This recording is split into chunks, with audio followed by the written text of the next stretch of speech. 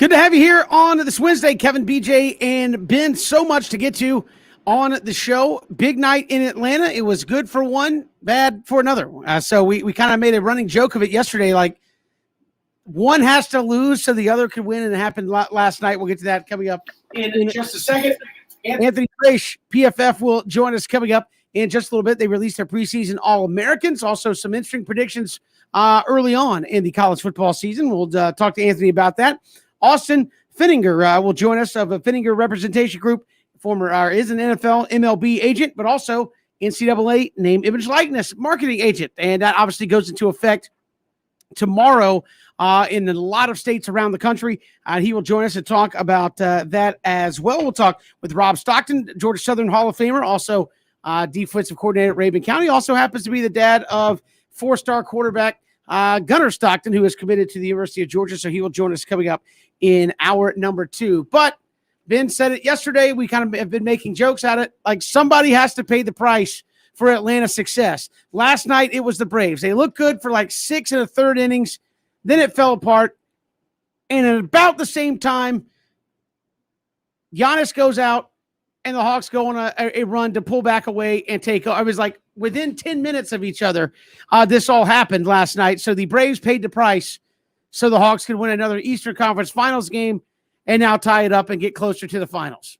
That's I was just going to say, first and foremost, you feel terrible for Giannis, and you wish him the best. You hate to see injuries, and hopefully Giannis can get back as soon as possible, get to 100%. You hate seeing those injuries. But yeah, the Braves disappointed late. The Hawks were incredible throughout the entire game. Really got off to a fast start. I think surprised a lot of people, surprised the country with their performance without Trae Young. You even had John Collins only score 4 points. And I know a lot of our dialogue yesterday was about, hey, if Trae Young's not going to go, you got to have John Collins be big for you. And he was, very good at rebounding the basketball, but did not have a big scoring contest. And you look at guys who stepped up. Lou Williams, incredible game. 21 points, 8 assists, 7 of 9 from the floor. Bogdanovich was in rhythm, especially late in the game, shooting the basketball. And one thing that really impressed me, Ben, you go back to game 1 when Atlanta won, they out-rebounded Milwaukee.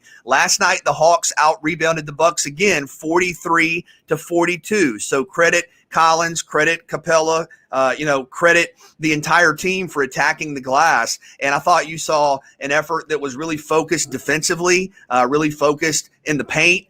You had guys step up with Trae out, and it was really, really impressive. That was a great performance from Atlanta. You hate what happened to Giannis, and again, wishing him the best. But Atlanta was really, really impressive and made quite a statement last night.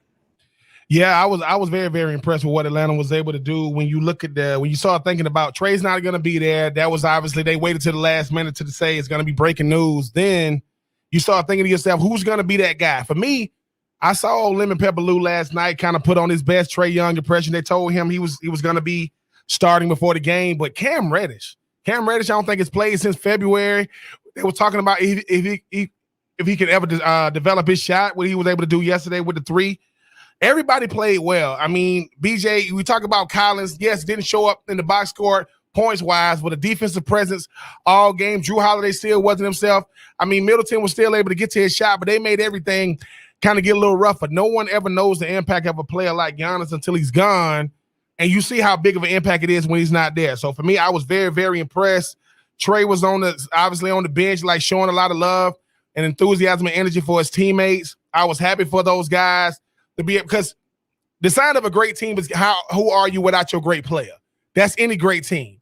And when you talk about they did it like as a collective. Kevin, something we were talking about. It's not like one person had to take the league role. Bogdanovich, he was out there trying to earn his check last night. And dare I say, the role players for the Hawks are just in a better position than the role players for the Bucks, because I believe that Atlanta has been doing this throughout the season, at least since Nate McMillan has taken over. I wish the Braves would have got a big dub. I mean, that's still hard to deal with when you was up 3-0. I mean, you end up losing 4-3. I mean, I think the lead is still 3 games now, Kevin, as far as like the Mets and the Braves. But nope, it's not. It's 4. It's what, 5.5? Oh, well, 5. And so you take a giant step forward when it comes to the Hawks, and well, the Braves are still being the Braves. Somebody's got to pay. Somebody's got to pay. That's what it is. But you can't have nice things all the time. Yeah.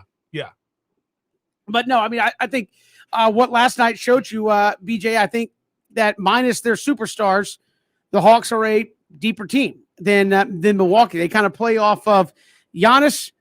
Hawks, I think a lot of people thought they might have been dead in the water if Trae couldn't go. He couldn't go, and you had a big step-up performance from Lou Williams and some other guys out there for Atlanta last night. So maybe tells you a little bit more about the Hawks. And I know, of course, the national narratives are all about Giannis and what Milwaukee's not going to be able to do and this and that. But the Hawks were in control of that ball game pretty much from the jump. Now, Milwaukee was making a comeback when Giannis got hurt. I think they'd gotten it down to single digits and had started to play fairly well. He gets hurt, and it went right back up seemingly within a matter of minutes, up in the 20s. And I think it was kind of funny, like Giannis came out of the locker room, was like, okay, guys, I'm back. Ooh, look at that score. I think I'm going to go back to the locker room for the rest of the night. So give the Hawks team credit. I know national narratives are Giannis got hurt, and that took a chunk out of Milwaukee. But, I mean, let's be real. The Hawks were winning the entirety of that game last night. Hawks had a great energy early, and I know a lot of people, when you saw the news that Trae wasn't going to be able to go, not that that was surprising, but you thought, okay, it's going to be a real struggle. I mean, without Trae Young, who's been good for basically 35 and 10 at least, just about every time out, it's going to be a real struggle. And the energy early, I thought, was important. I thought, some of the big shots that were made right away turned into momentum that lasted throughout the entire game. And credit Nate McMillan, great game plan in terms of the roster balance, got guys in, got them opportunities, went with the hot hands. And again, Lou Williams was spectacular. 7 of 9 from the floor. Bogdanovich, it was very important that he got back on track. He did. You talk about what you saw out of Kevin Huerter, what you saw out of Gallinari, what you saw again out of Clint Capella, who scored 15. It was a team effort, great balance. This is a roster that gives you options. The depth was on display. And Ben, you said yesterday, time and time again, hey, look, even if Trae goes, guys are going to have to step up. But if he doesn't go, you're going to have a collective effort. And you did. And it was very impressive to see. It was great basketball to watch, defense, rebounding, shooting, taking care of the basketball, and just a really impressive performance all the way around. Nate McMillan doesn't get enough credit for how well of a team he's put together. No team wants to go into a game with your best player not being available. But I think the fact that Lou Williams was told, like, before tip-off, hey, I know Trae was just in shoot-around, but he's not going to go. It was a very, very impressive night last night when Clint Capella hit the shot over the backboard, which I think it used to be illegal in the NBA. They used to be like, that's an illegal shot. I knew the game was over. You got the bench players coming in. I don't know who the backup point guard is. He got a tech. He was in the game for like 1 minute, got an and one, getting a tech. And I mean, I was very, very impressed. I mean, if you are the Bucks, you are very nervous because it's not like you get to turn on the switch if Giannis is out. I mean, you're gonna have the same guys. Guys will just become something different, in Game 5. But once again, the most impressive performance last night was Cam Reddish. I mean, I was because I'm looking to it like, Cam Reddish, where did he still play for the Hawks? Yeah, he been on the injury list, all year. I think he hasn't played since February, but I was very, very impressed. I'm happy for this Hawks team. Kevin, that was the third win all time in the Eastern Conference Finals for this historic Atlanta Hawks franchise. I mean, just so much tradition. To have Trae on the sideline, cheering his teammates on, just being able to show those guys, if I could be out there, I would have been out there. But shout out to Trae too. Hopefully it came down to him saying he's not playing last night. And I mean, I don't know if it would have been much different had Giannis played, but you hope Giannis is all right. You hope he can finish the series. You hope Trae can come back for Game 5. But so far, Kevin, what? Hawks get Game 1, get blown out of Game 2, kind of get away from a Game 3, tied up in Game 4. I will take it. Well, hey, this one thing you did say, you kind of joked about it, but it's true. As of last night, this is the most successful Hawks team ever. Yes, Atlanta Hawks team. This is the most successful Atlanta Hawks team ever. I know BJ loves it to be able to say that because I hate we're just focusing on the here and now, but no, like the history is such that this, you cannot argue, best Atlanta Hawks team ever in terms of the results they're putting up there on the board. It's amazing. Yeah. It's amazing to think about. And I mean, I just want to say this, and it's going to be a battle. We all know that. But the Hawks guys are a couple of wins away from the NBA Finals. How does that sound? It's gonna be beautiful. And if they do get to the finals, and dare I say put some pressure on, probably gonna be the Phoenix Suns coming out of the West. If we look back on this year, they're gonna say, man, what do you remember most about that 2021 Hawks team? You got Trigger Trey, you got Red Velvet, you got Lemon Pepper. I'm loving it. I'm loving every minute of it. Because if you are a pro team sports fan in the state of Georgia, you deserve this. We deserve this. Come on, Trigger Trey. We need you for game 5. But for one night, the stars aligned because the two stars were out. Hey man, my bench was just better than your bench, and my role players are better than your role players. And isn't the coach for Milwaukee the old coach for the Hawks? So he gets to see this is what you could have had. Mm-hmm. Mike Budenholzer, yeah, exactly. Yeah, and again, this is like so it's such uncharted waters. It like felt weird to have a big game there at State Farm and actually have most of the crowd cheering for the home team. I mean, you've seen it in years past, and it's like, hey, BJ, you hate to say this, but like even back when you had Al Horford and Paul Millsap and those guys that were making a run, if the Hawks played the Celtics, there was a lot of green in the building. If the Hawks played the Lakers, there's a lot of Lakers fans there.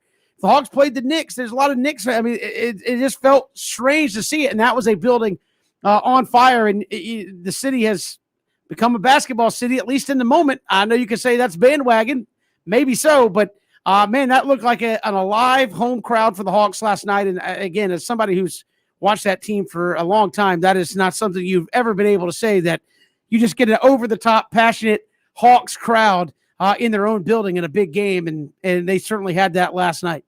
Awesome atmosphere, great energy, so much fun to watch. And look, excitement's at an all-time high, and for good reason. We've got more to come on the show here today. We'll talk Hawks and Bucks game 5 coming up on a Thursday night. A lot on the line there for Atlanta. If they can go up 3-2, what a switch that would be. We'll get to that later in the show. But when we come back, we'll talk some college football. Anthony Trace, PFF, will join us. Their preseason magazine out. Preseason All-Americans out, and he's got some bold predictions already for college football. We'll chat with him next here on 3 and Out on the Southern Pigskin Radio Network.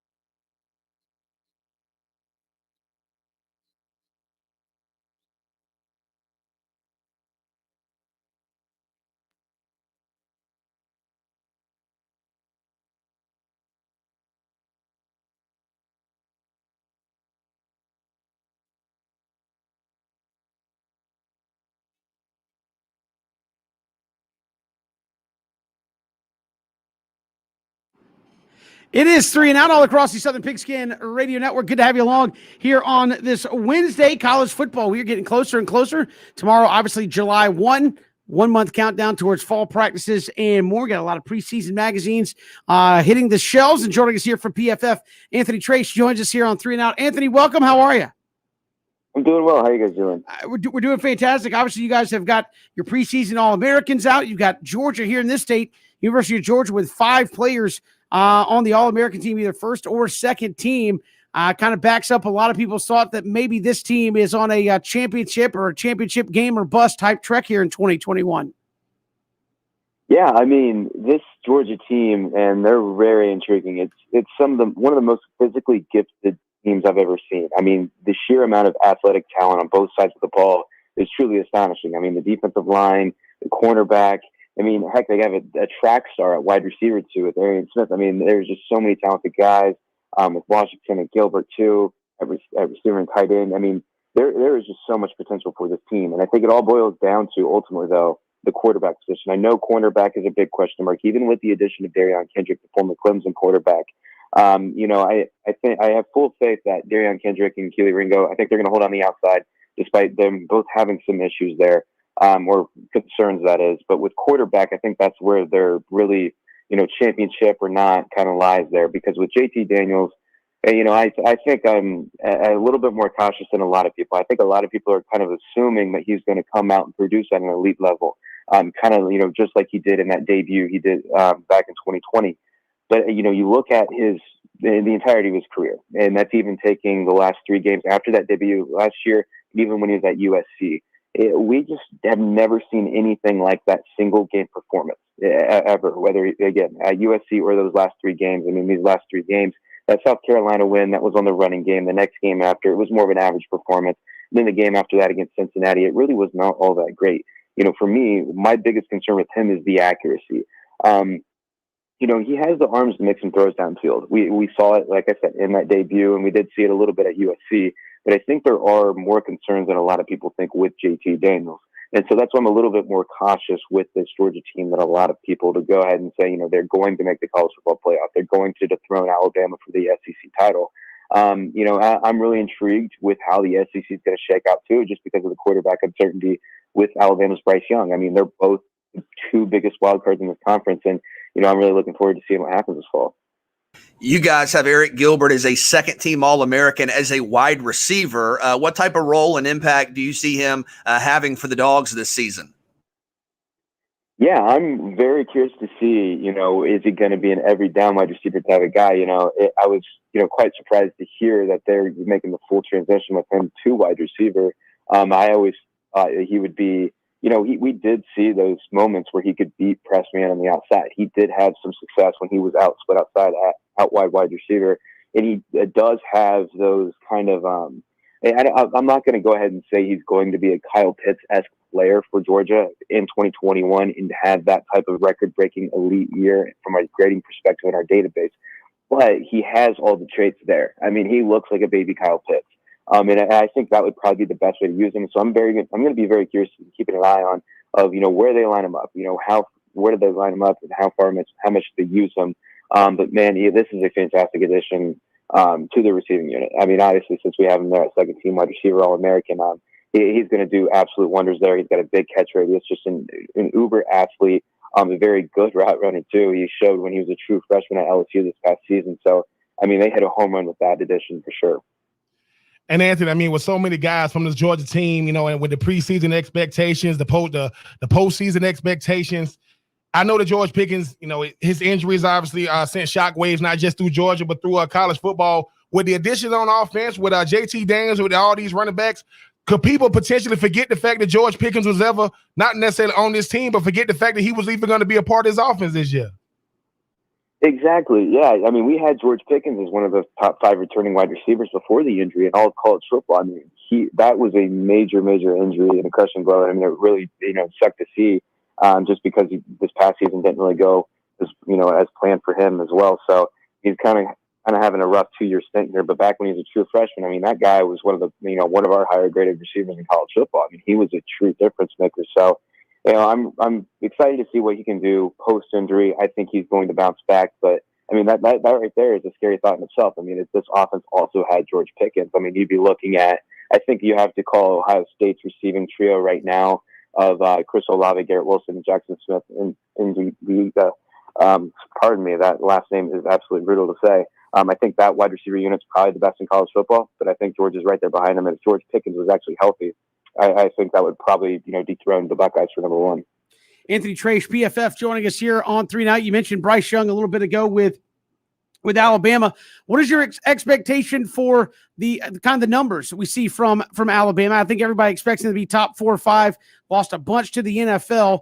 But where's your reservation with Bryce Young? We saw Mac Jones step in and really not miss a beat, put up one of the great productive seasons of college football. What are you expecting from Bryce Young? And if he kind of continues that trend, I mean, is anybody going to slow them down? Yeah, I mean, that's a very good question. And I think I'm in kind of the same boat with Bryce Young as I am with JT Daniels, is that I think a lot of people are assuming that he's going to come in and produce just like Mac Jones and Tua Tagovailoa. But I think we need to pump the brakes on that talk just because it's really, really rare to see a quarterback come in, with as little experience as Bryce Young has and produce at that kind of level. I mean, the only quarterbacks we've really ever seen in the PFF College era to produce at that type of level at such a young age was probably Spencer Rattler even this past season. We did see it from Trevor Lawrence too when he was a true freshman. It's just really rare to see. In the limited sample, he just had some mop-up duty times this past year. I mean, he did have some costly mistakes. I mean, he only took like 30 or so dropbacks, if I recall correctly. So, I mean, and that's not to say, he's going to be just a bad quarterback. That's not what I'm saying at all. I don't think so. He has all the traits and the tools to be that elite type of player. But whether or not they're going to get that on a weekly basis in his first year starting at quarterback for the Crimson Tide, I kind of pump the brakes on that talk. I'm a little nervous for that reason. And also, too, you look at the receiving unit, there's definitely talent there. John Mechie, he's a top 10 wide receiver in college football. He's going to be a star for him. But the depth isn't what it has been, in 2020 and 2019. With a guy like Mac Jones, he at least had some, quality starting action back in 2019 once Tua Tagovailoa went down with an injury. And he's also been a veteran and been around for a little bit. So that's my only, concern with the Crimson Tide. Now, if we take quarterback out of the equation, they have hands down the best roster in all of college football. I mean, they are loaded at pretty much every position besides wide receiver, and they still have talent outside of John Mechie, though, too. The defensive side of the ball, I mean, you have Josh Jobe on the outside, one of the best cornerbacks in college football, a rising star with Malachi Moore in the slot. You have Jordan Battle at safety, Will Anderson, who I'm really excited to see how he comes out in year 2 after recording one of the highest pressure rates as a true freshman in 2020. I mean, it's just going to be an absolute monster of a defense to go up against. So I think as long as Bryce Young can produce at, not necessarily, Mac Jones or Tua Tagovailoa level, but just at least a fringe elite level, get up to that PFF grade right around 90.0. If he can produce at that level, I don't think it needs anyone stopping his team. But I do think there is a bigger chance that he does not than a lot of people are assuming. So I think that's what's going to make this college football season just so interesting. And and the same thing can be said about C.J. Stroud up at Ohio State as well. And even DJ Uiagalelei at Clemson, even though we did see him make a couple of starts and they were promising ones. And so I think the entire college football season really as a whole, I think it's a little bit more uncertain than most people are assuming. Alabama will obviously open the season in our state against Miami. If D'Eriq King is healthy, is that a game that could be closer than maybe people think? Yeah, 100%. And, this was I mentioned this somewhere. I can't recall where I mentioned it, but our social team ripped it and posted it on the main social account. And a lot of people, I was surprised, did not like the comment. And it just all goes back to what I've been saying. And it's the uncertainty with Bryce Young right now. I think having him come out in that debut, there is a real chance that he struggles to start. He's going to have to come out and he's going to have to produce well right away if D'Eriq King is healthy, because that offense has a chance to be firing on all cylinders. I think the talent is certainly there. Charleston Rambo, wide receiver coming from Oklahoma. We've seen him produce at a high level back in 2019. His 2020 was a little rough. But back in 2019, he was one of the top wide receivers in the Big 12 Conference. And you have a veteran, too, with Mike Harley, who, he was a very interesting case to really look into just because he had always been a raw athlete in his collegiate career until about halfway through last season. And then he just turned it on and looked like a completely different, more polished player. If those two guys play at their potential, D'Eriq King is healthy, it's going to be a hard offense to stop, even with that defense, too. I still think they would be a good fight And so Bryce Young's going to have to come out, and he's going to have to produce at a good enough level. Now, I'm not saying I'm picking Miami today. I don't think that's the case, but I guess more or less, and I'm saying that as in like, I think the spread's somewhere around 17.5, maybe a little bit more than that at this point in time. I think it's going to be. I think there's a better chance of it being a little bit closer than that. And so it's going to be an interesting game to open up the year with. And Anthony, with so much talk about, it being so lonely at the top, you got a team like Iowa State that's supposed to, have an opportunity to break into that, we won the last 4 teams standing. BJ just mentioned De'Aaron King and potentially an upset against Alabama. How much, as far as lists and players, are you a quarterback away from being able to break into the top 4, or is it going to be a team effort to be able to knock off teams like Alabama, Clemson, Ohio State, Oklahoma, and the Georgias of the world? Yeah, I think that's a very fair point. I think, for a handful of teams, they're really just a quarterback away. And it's Ohio State, Alabama, Georgia, and even Clemson. As long as that quarterback's producing at a very high level, then they're going to have no problem, producing, it's going to be very hard to stop any of those teams. And so with that kind of, thesis there, you look at a team like Oklahoma, they're the only team I would say where I'm confident that quarterback is going to produce at an elite level with Spencer Rattler. I mean, I think he's a star quarterback already. He had some ugly moments that I think people are kind of putting too much stock into last season. The arm talent and the ability to play out of structure at the level he did under the pressure, it was truly special. And he's only going up from here, and that roster around him is supremely talented.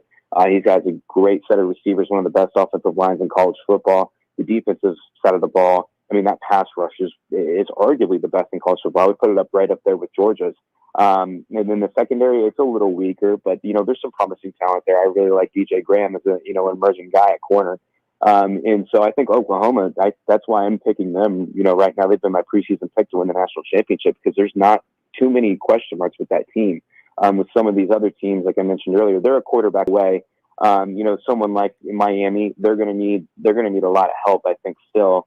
But the potential is certainly there. Even with a team like North Carolina, they have a potential to sneak into the playoff. And USC, with North Carolina, it's can Sam Howell become the quarterback where he props up the talent around him, or is he kind of going to kind of get exposed just a little bit? And I'm not saying that because I'm lower on Sam Howell. We had him number 2 behind Spencer Rattler in our quarterback rankings entering the 2021 season, but they lost to it's going to be really hard to replace Daz Newsome, Diami Brown, Javonte Williams, and Michael Carter in that offense. So I think Sam Howell and Phil Longo, the offensive coordinator, they really have their work cut out for them. And then with USC too, the potential is there with Keaton Slovis. He is one of the most accurate quarterbacks in all of college football. He's put up numbers, just like Joe Burrow did as a true freshman, just a true special player. So, and then you look at that receiving unit as well. That has potential to be up there with Ohio State and Georgia, some of the best in college football. So I think, those 3 teams right there, and even a team like Iowa State, I think they're going to need more help.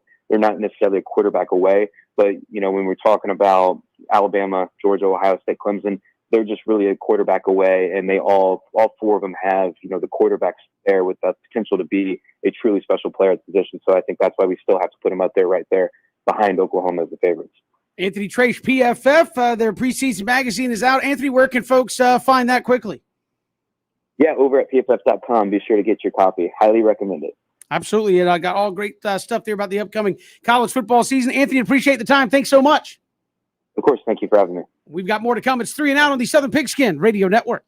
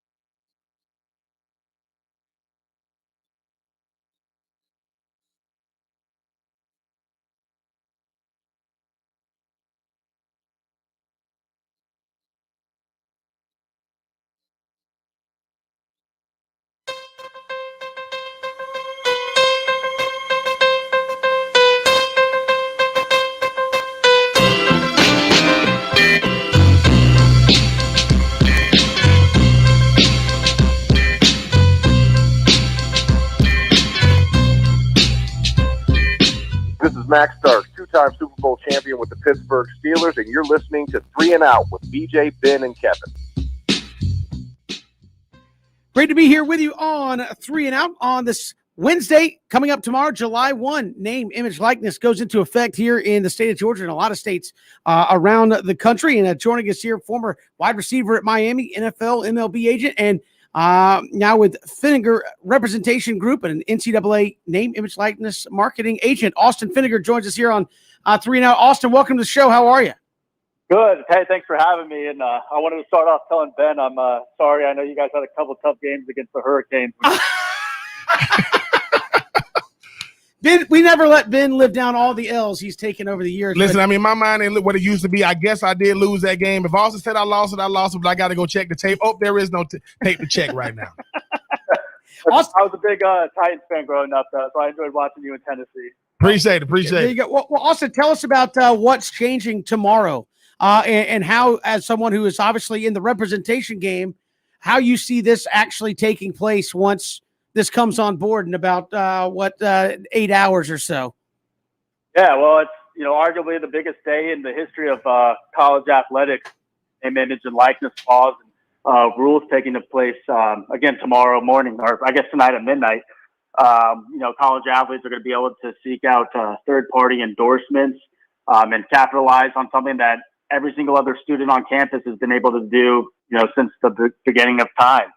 So, it's a huge opportunity for college athletes, both big name and small name, as well as, the revenue and non-revenue sports, just to, again, be able to go out and see what their fair market value is and endorsements, be able to sign autographs for money, run camps and clinics back home. So it's definitely an exciting time to be in the representation piece. And again, just being a former athlete myself, this is something that I would have loved to tap into and kind of just seeing firsthand on, how big of a name some of my teammates had before and, the money they missed out on. It's, it's about time that the changes are starting to take effect.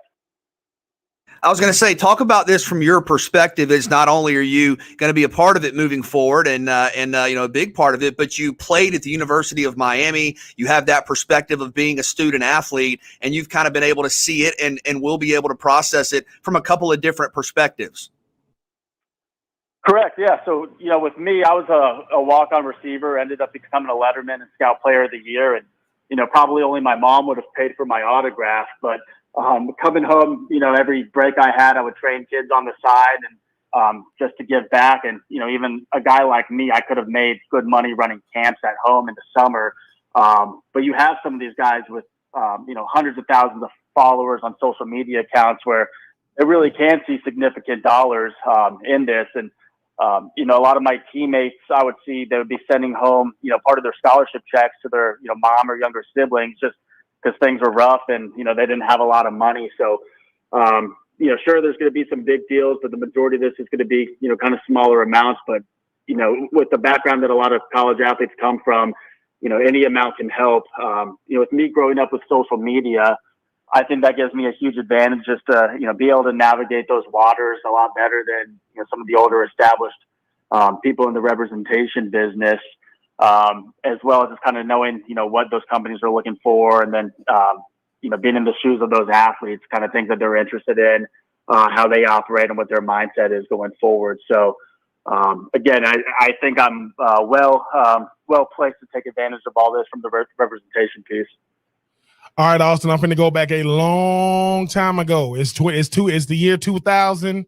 I mean, I'm a freshman, at the University of Florida. I'm a part of the #1 recruiting class in the country that year. I am just one of 25. Brock Berlin was the #1 recruit in the country that year. The perception of it is we all get to make money, but when it's all said and done, what would have been Brock's reality compared to my reality? Yeah, I think a guy like Brock, and again, I remember watching him when he ended up transferring to Miami, and again, just having that big name in the recruiting space, he probably could have tapped into 6 figures in some years. A guy like you, still a star player, at a big time program in Gainesville, where football is king. There'd be a lot of local opportunities, and I would have expected a guy like you to probably be in the 5 figures every year, that you were on campus, being able to again, endorse your local businesses. And I think that's where a huge advantage to a college town such as that would be. Again, football, basketball is typically king versus, a place like Miami where it's a huge metropolitan and, if the team's not winning, not as many fans are showing up and there's, other things in town. So I think that's probably where the bigger deals would be in place, or the college towns. And so, yeah, you would have had a huge advantage, I think, over most.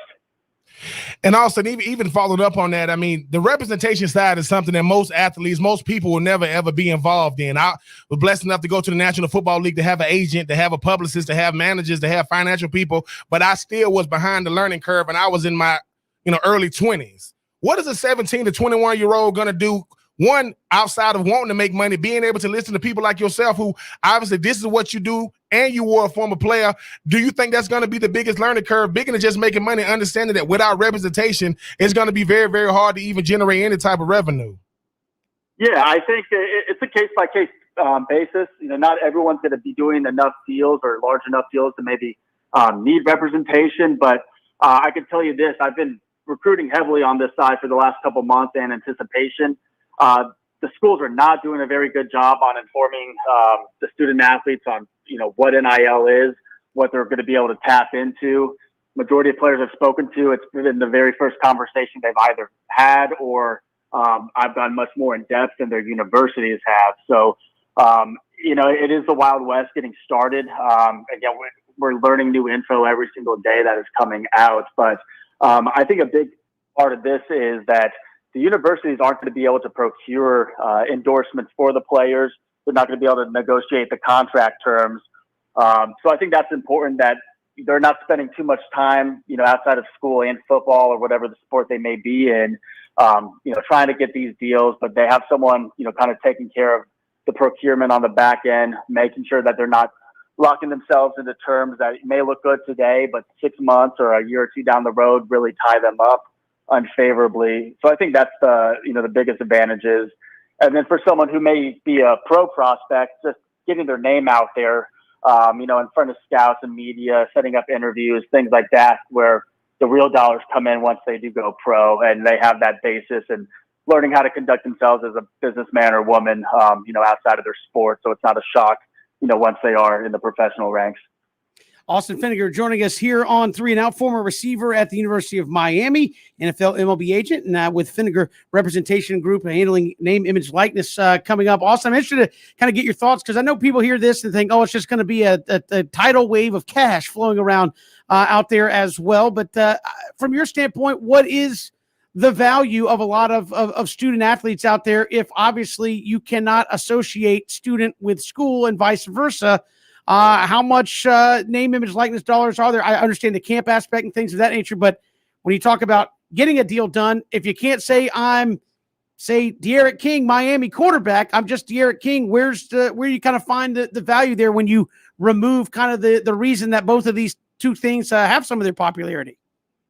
Yeah, well, you see that to an extent at the next level. Now, if an NFL player is licensed or endorsing a product that's an individual endorsement instead of a group license, they're already not allowed to use their Dallas Cowboys name or logo, but a generic picture of them in a jersey with just the color scheme and numbers. So you're already seeing that at the next level, and it's a lot of players are having success with that. So even if you can't use the school's insignia or logos, I don't think that's a huge issue. That may prohibit some large national deals from happening, but everyone's going to know the names of the big players, within their college towns and cities respectively. So, in my opinion, I don't think that's a big deal. You already see that the SEC and, other places that, the car dealers and whatnot that are huge boosters. Now they have an avenue to have a commercial or public appearances for some of the players involved. So I think that's, probably the bigger play is really just the local endorsements. And then you may have a couple players here and there that are able to do more national brands, depending on, again, their name and followings on social media. But I think more of that is kind of when they get to the next level, as far as professional ranks. Austin, you mentioned social media. How much of this is going to be related to social media, and how much money can you make off of your accounts online?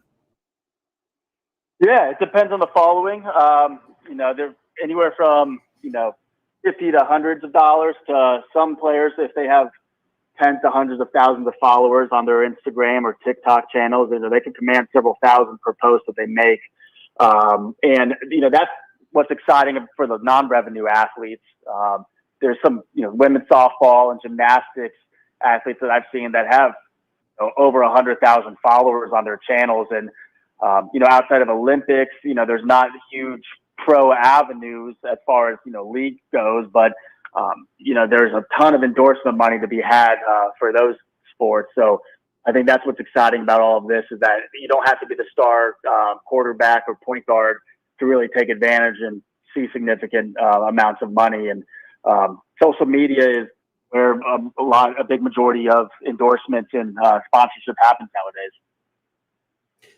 Austin Finnegar, our guest here on 3 and Out with Finnegar Representation Group, name, image, likeness in effect as of midnight tonight. So we'll see how quickly and how fast this spreads throughout the college landscape in terms of guys with deals and more, and young ladies with deals as well once this goes into effect at midnight. Austin, really appreciate the time. Thanks so much.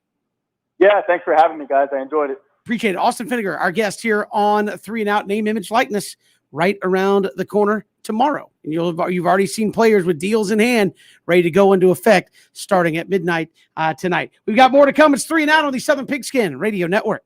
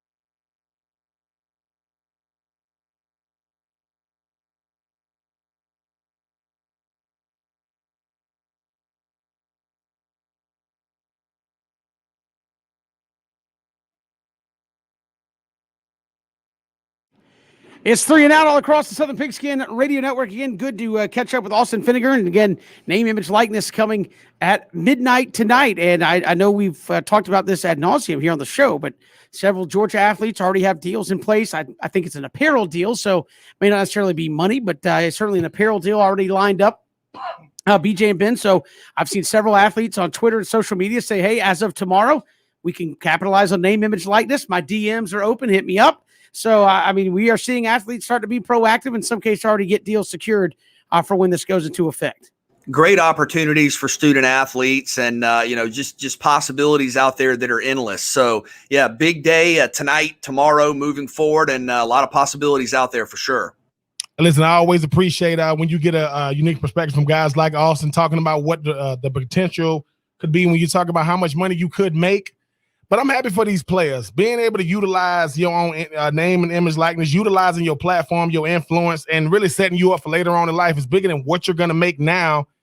It's showing you how to be a businessman while you're a young man, while you're a businesswoman while you're a young woman. So for me, I'm happy for them. I'm looking forward to it.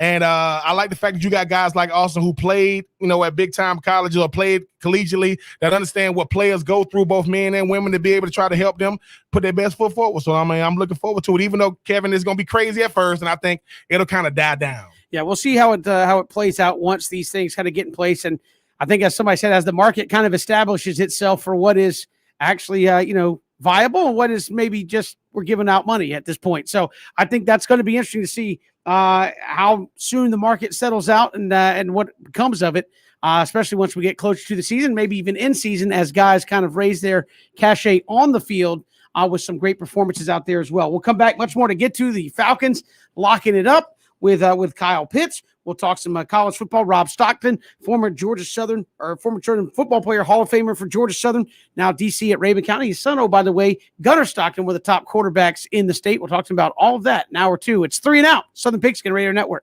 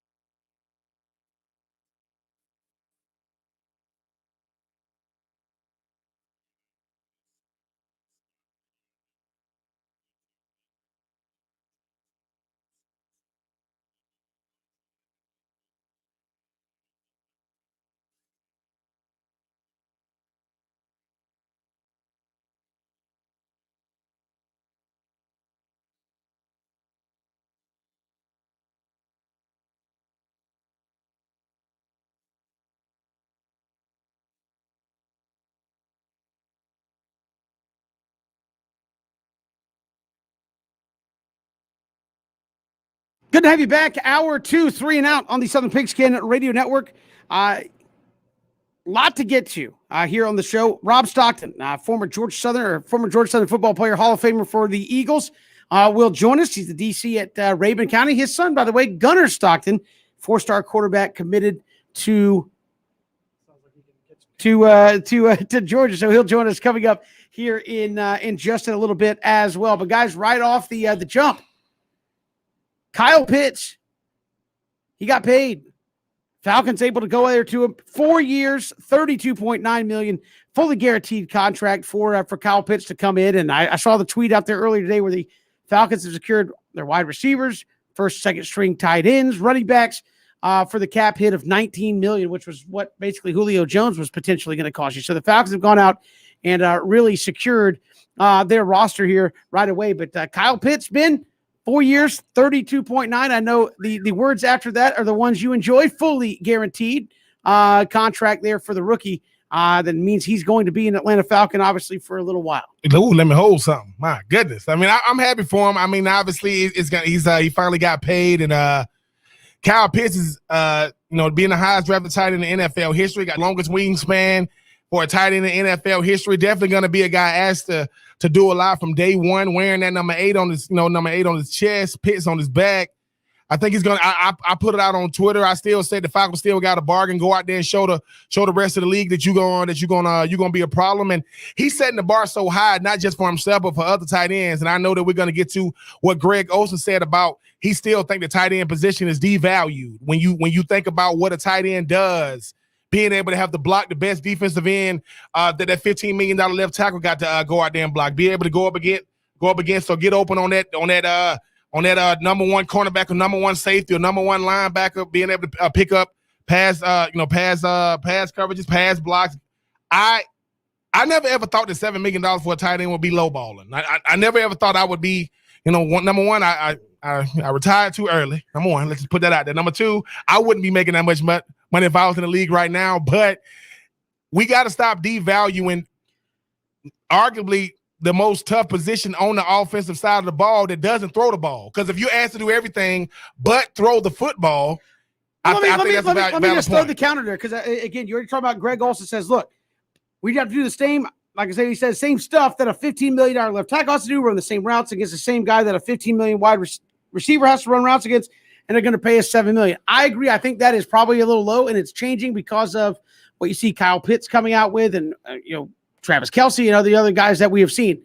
But with all due respect to Greg Olsen, I can't imagine the Falcons are going to ask Kyle Pitts to put his hand in the dirt and block a lot of dudes. They actually specifically have another guy they brought on the roster to do that. So really, should we just be getting closer to wide receiver money instead of that? Because, yeah, tight ends are going to be asked to block, but not tight ends like Kyle Pitts. He's not going to be asked to block a whole lot. But Kyle Pitts is a unicorn. He's coming into the league, and he's built to do a certain thing. When Darren Sproles played for the Saints and the Eagles, they ain't asking him to pass protect. He's a third down back. He's a screen back. He's gonna put him on in special teams. He had a beautiful career, right? When you start talking about Deshaun Jackson, he's a specialist. BJ, he's gonna be able to take the top off of defense. He's a deep ball specialist. Nobody gets mad at Burkhead, who plays for New England, who only plays in the playoffs. What Greg Olsen is saying, there are teams that run their offenses through the tight end position. Travis Kelce, Darren Waller, George Kittle, Zach Ertz, Tony Gonzalez, Antonio Gates, Shannon Sharp. And when you think about what the tight end does for everybody else, when my number one guy puts his hand in the dirt, can play in the slot, can be in the backfield, can pick up blitzes, can go out there and run block, pass block, I think that he's saying pay them for everything they do. Quarterbacks get paid strictly because they're quarterbacks. They don't even got to be good. It's because they play the quarterback position. And I appreciate Greg Olsen saying that. I appreciate tight end you with sharing the wealth. We're getting the best tight ends in the world in one spot, sharing the wealth, sharing the wisdom. But when you look at the contribution of what a tight end can do, that is your utility player. Jack of many trades, master of none, but can do everything efficient across the board. I do hope tight ends start getting their just dues, even if you are a one trick pony, right? Norwell, BJ, they went down to Jacksonville. He was a run blocking guard. didn't run block nobody when he got to Jacksonville. Still, but based on his potential. So I think that that's what we're talking about. You don't question a receiver who put up big numbers when his contract is coming up and he get paid like a number one. Don't question tight ends when they asking for what they go out there and do every day. And something I told Kevin, before the show, every tight end is asked to do the same thing. We will not produce the same, but our responsibilities are the same. Kyle Pitts can do things that most receiver tight ends can't do. But what about when they run the ball? That's why you got a tight end to do that. So if I excel at what you asking me to do, don't get mad at me because I want my money. I'm sorry. This isn't amateurism anymore, which never existed in college. But I think that what Greg is saying, pay the tight ends for what you ask them to do, not just that if they make all pros and Pro Bowls and Super Bowls, because only certain guys going to get the recognition. Darren Waller is one of the best tight ends in the NFL, but he plays for the Raiders. So he's not going to get the recognition that a Travis Kelce or George Kittle to get because they got to be seen on the national stage in the Super Bowl. Pay those guys. If you're going to ask them to do the work, pay them for their services, and they shouldn't have to have 1,400 yards receiving and 100 and something catches to do it. Oh, that's right. Travis Kelce just did that. So tight ends doing that now, leading the league in catches and yards. So if it can be done at the position not named quarterback, I think the tight ends have done it. And when you talk about, has a tight end ever led a team in rushing in the playoff game? That would be Aaron Hernandez. Please don't do this. Don't get me to talk about the tight end's contribution in the NFL, yet they ain't getting paid like it. I appreciate Greg Olsen speaking up for the tight end position because even though he's retired, he was one of the best to ever do it. Might not make the Hall of Fame, but was definitely be in the Hall of Very Good. Yeah, and I think you talk about the tight end position. This is a point in time in the league where tight end play is as important as ever, if not more important than ever. I know you referenced, a number of guys you're seeing offenses run through these tight ends, and these tight ends are putting up plays in the Super Bowl. You think about Kelce, you think about Kittle, you think about Gronk, Super Bowls. You think about Kyle Pitts. I mean, the expectations when you're a top 5 pick are always unrealistic. Like right away, the expectations are unrealistic. But you look at Kyle Pitts, I mean, I'm not saying it's a direct correlation, but a lot of people are indirectly saying, hey, man, you got to kind of be our number one. You got to replace Julio. You got to replace Julio Jones for a rookie. So the expectations are there. The pressure is there. I think especially on third downs and in the red zone, people are looking to Kyle Pitts as the number one right away before he's ever done anything in the National Football League. And sure, Ben, I mean, that's because you're the highest drafted tight end of all time, but it's also because of the continued kind of importance of the tight end position where you are being drafted not to be a producer, not to be one of the top producers, but to be potentially the number one guy right away in a passing game that's been one of the best in the league for the last decade, half decade with the Atlanta Falcons. So yes, the spotlight is as bright as ever on tight ends. I think that should come with more pay. I mean, you have more responsibility, you have more production, you have more importance, you're being drafted higher than ever. The expectations are come in and be a number one receiver, basically. So yeah, I get it. But yeah, Kyle Pitts is dealing with just incredible expectations because think about this. Normally when you go very high in the draft, and you can look at a guy like Trevor Lawrence, for example, you're going to a team that might not have incredible expectations, right? Like people are excited to see Jacksonville and Trevor and Travis, but I think people understand the Jaguars are not going to vie for a Super Bowl this year. The Atlanta Falcons, even if you feel like they're not one of the top contenders, I mean, you have postseason expectations. So not only is Kyle Pitts coming in to be potentially the top playmaker on the team, potentially the replacement to one of the greatest receivers of all time in Julio Jones, but you're coming in and doing it for a team that expects to be in the postseason. So that pressure and that responsibility on Kyle Pitts is immense. He doesn't want it any other way. When you start talking about the story of the tight end position, when you start talking about what tight ends really do, it's bigger. You can't just say, oh, they just block. You can't just say they just catch the ball.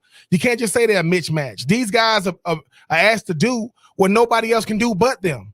They're bigger than safeties, and they're bigger than safeties. They're the size of linebackers, but they can outrun linebackers. They can out power safeties. But I think that when I'm looking at what the tight end position is, just look at the Atlanta Falcons. I mean, just from my time to watch the Atlanta Falcons. Michael Vick had a safety valve named Algie Crumpler. Algie Crumpler was going to the Pro Bowl every year. People are going to talk about Ryder White and Julio Jones. No, the best player that Matty Ice has played with receiving the football might be Tony Gonzalez. So when you start talking about what Kyle Pitts is about a tight end tradition for the Atlanta Falcons, it's not that, do he got a shot to be the best? I don't know.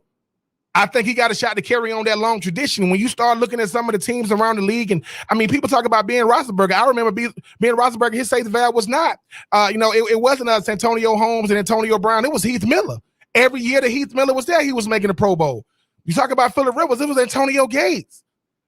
What Travis Kelce is doing is being compared to what Tony Gonzalez did for the Kansas City Chiefs. So I just think that what tight ends bring to the table, Kevin and BJ, is the chance to really have the full nuance of an offense with no limitations. I'm not saying they're the best fullbacks, but they can play it. Orson Charles got drafted as a tight end, moved to fullback. I'm not saying they're gonna make a bunch of contributions throughout the course of the year, but they can be a part of Philly special. Trey Burton. I'm just saying, when you start talking about what the tight ends do, when you really start digging into the numbers, you take them off the team, I bet the full scope of the team and the offense changes. So I'm happy for Kyle. I hope he's ready for that smoke, because you will not wear number 8 and get paid $32 million or $33 million guaranteed. When he was at tight end, I hope that Kelce, I hope that Olsen, I hope that Kittle, I hope those guys I hope they was telling him, you can take the tight end position to the next level. If you was the 4th overall pick, if you do what you're supposed to do and we continue doing what we do collectively, could a tight end potentially go number 1 overall? I don't know, but they went forward. You got to go 3 more slots. Who knows? It's becoming such a huge position out there that you got to have one. I know, BJ, you had said in times in the past, do you have to have a big time tight end to be successful in the postseason and get yourself to a Super Bowl? And you said, hey, there's tight ends that put up numbers. Tony Gonzalez put up a lot of numbers. Never, I think just was his last year. He finally got in and won some playoff games. I don't know if that's true anymore. I think you got to have a guy that is a de facto matchup problem playing tight end / wide receiver anymore in the NFL. No, and look at the guys, who have made it to the Super Bowl, or look at the teams, I should say, and look at their tight ends. Ben, I know you're a big fan of Zach Ertz. In the Super Bowl a couple of years ago, you're talking about Kittle, you're talking about Gronk, you're talking about Kelce. I mean, I think the tight end position is as important as ever. And to Ben's point, the versatility is amazing, right? It's not just, hey, we need you to do this and maybe this or that, but that's it. It's kind of it is versatility. It is, short down and distance situations, 3rd and 4. It is down the seam, for a 15, 20-yard gain. It is 30, 40 yards. I mean, you see tight ends averaging 15, 16 yards per catch plus. So it's become a position where you're basically, right, Ben, creating the most significant mismatch on the field. Because how do you guard Travis Kelce? Who do you match up with Kyle Pitts? How do you guard Kyle Pitts? Again, to look at Kyle Pitts, you need to understand that he won the Mackey Award, which you were a finalist for, Ben, won the Mackey Award, which goes to the nation's top tight end, and was a finalist for the Biletnikoff Award, which goes to the nation's best receiver. So you're talking about a couple of players in one. You're talking about a guy that can fill multiple roles. So, yes, I think, the tight end position has always been important. I think now, Kevin, you talk about the Super Bowl and the guys that have been key parts of the passing game. I think the tight end position is as important as ever. And again, we've got the Falcons locking in Kyle Pitts, 4 years, $32.9 million, fully guaranteed all the way out there for the Atlanta Falcons. Newest member, I guess, now officially signing that contract, getting it done. We'll come back. Much more to come this hour. Rob Stockton, Georgia Southern Hall of Famer, now offensive coordinator at Rabun County. His son, Gunnar Stockton, one of the top quarterbacks out there in the state, 4-star quarterback committed to Georgia. We'll talk about playing Georgia Southern, having a son widely recruited, and just all that encompasses that as well coming up later. And then when we come back, Kyle Lueg's going to join us, formerly with Jacksonville State, played his final season just a couple of weeks ago. Now with the Savannah Bananas getting ready for post-collegiate baseball, potentially looking at the professional baseball ranks as well. He'll join us when we come back. It's 3 and Out on the Southern Pigskin Radio Network.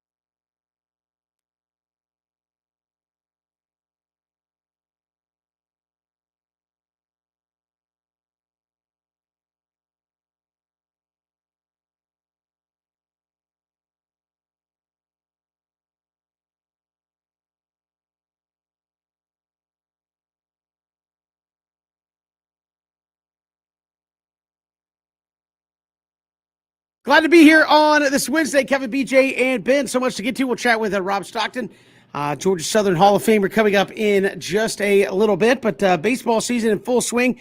Certainly there with the Savannah Bananas. And joining us, our next guest. I've been with the Bananas 3 times now, 3 separate seasons. Also the 2016 Region 3 5A Pitcher of the Year out of Richmond Hill to North Georgia and Jacksonville State. Kyle Luegs joins us here on 3 and Out. Kyle, welcome to the show. How are you? Good. How you guys doing? Happy to be on. Hey, man, we appreciate you coming on. And obviously, baseball is always a whirlwind of a deal. But speak about all that's happened on the baseball front in the last just year and a half or so, where you guys are rolling along. Season came to an abrupt end. And now, obviously, you've got a chance to come back for your final year at Jacksonville State and get it in and play once again with the Bananas. What's the last 15 months or so been like for you on your baseball journey? I mean, I'd probably say a roller coaster is a good way of putting it, I guess you could say. It's been a lot of different emotions and kind of for the first time in my life and a lot of other athletes, I'm sure, around the country, a lot of decisions and stuff that kind of weren't up to us or weren't in our hands. So we kind of, I guess, rely on what the coaches are preaching and what everybody else is saying and just kind of trying to control what you can control. And if people and guidelines are saying it's not safe to play, then, you know, there's not much you can do about that. But last summer, we were fortunate enough to get some baseball in last summer when I know a lot of guys didn't last summer down here in Savannah. So I'm super thankful for that. That was a tremendous job by the organization as a whole, as well as the whole city of Savannah and the Coastal Plains League doing a great job of keeping everybody in attendance that was at the game safe, as well as players that were playing last summer. And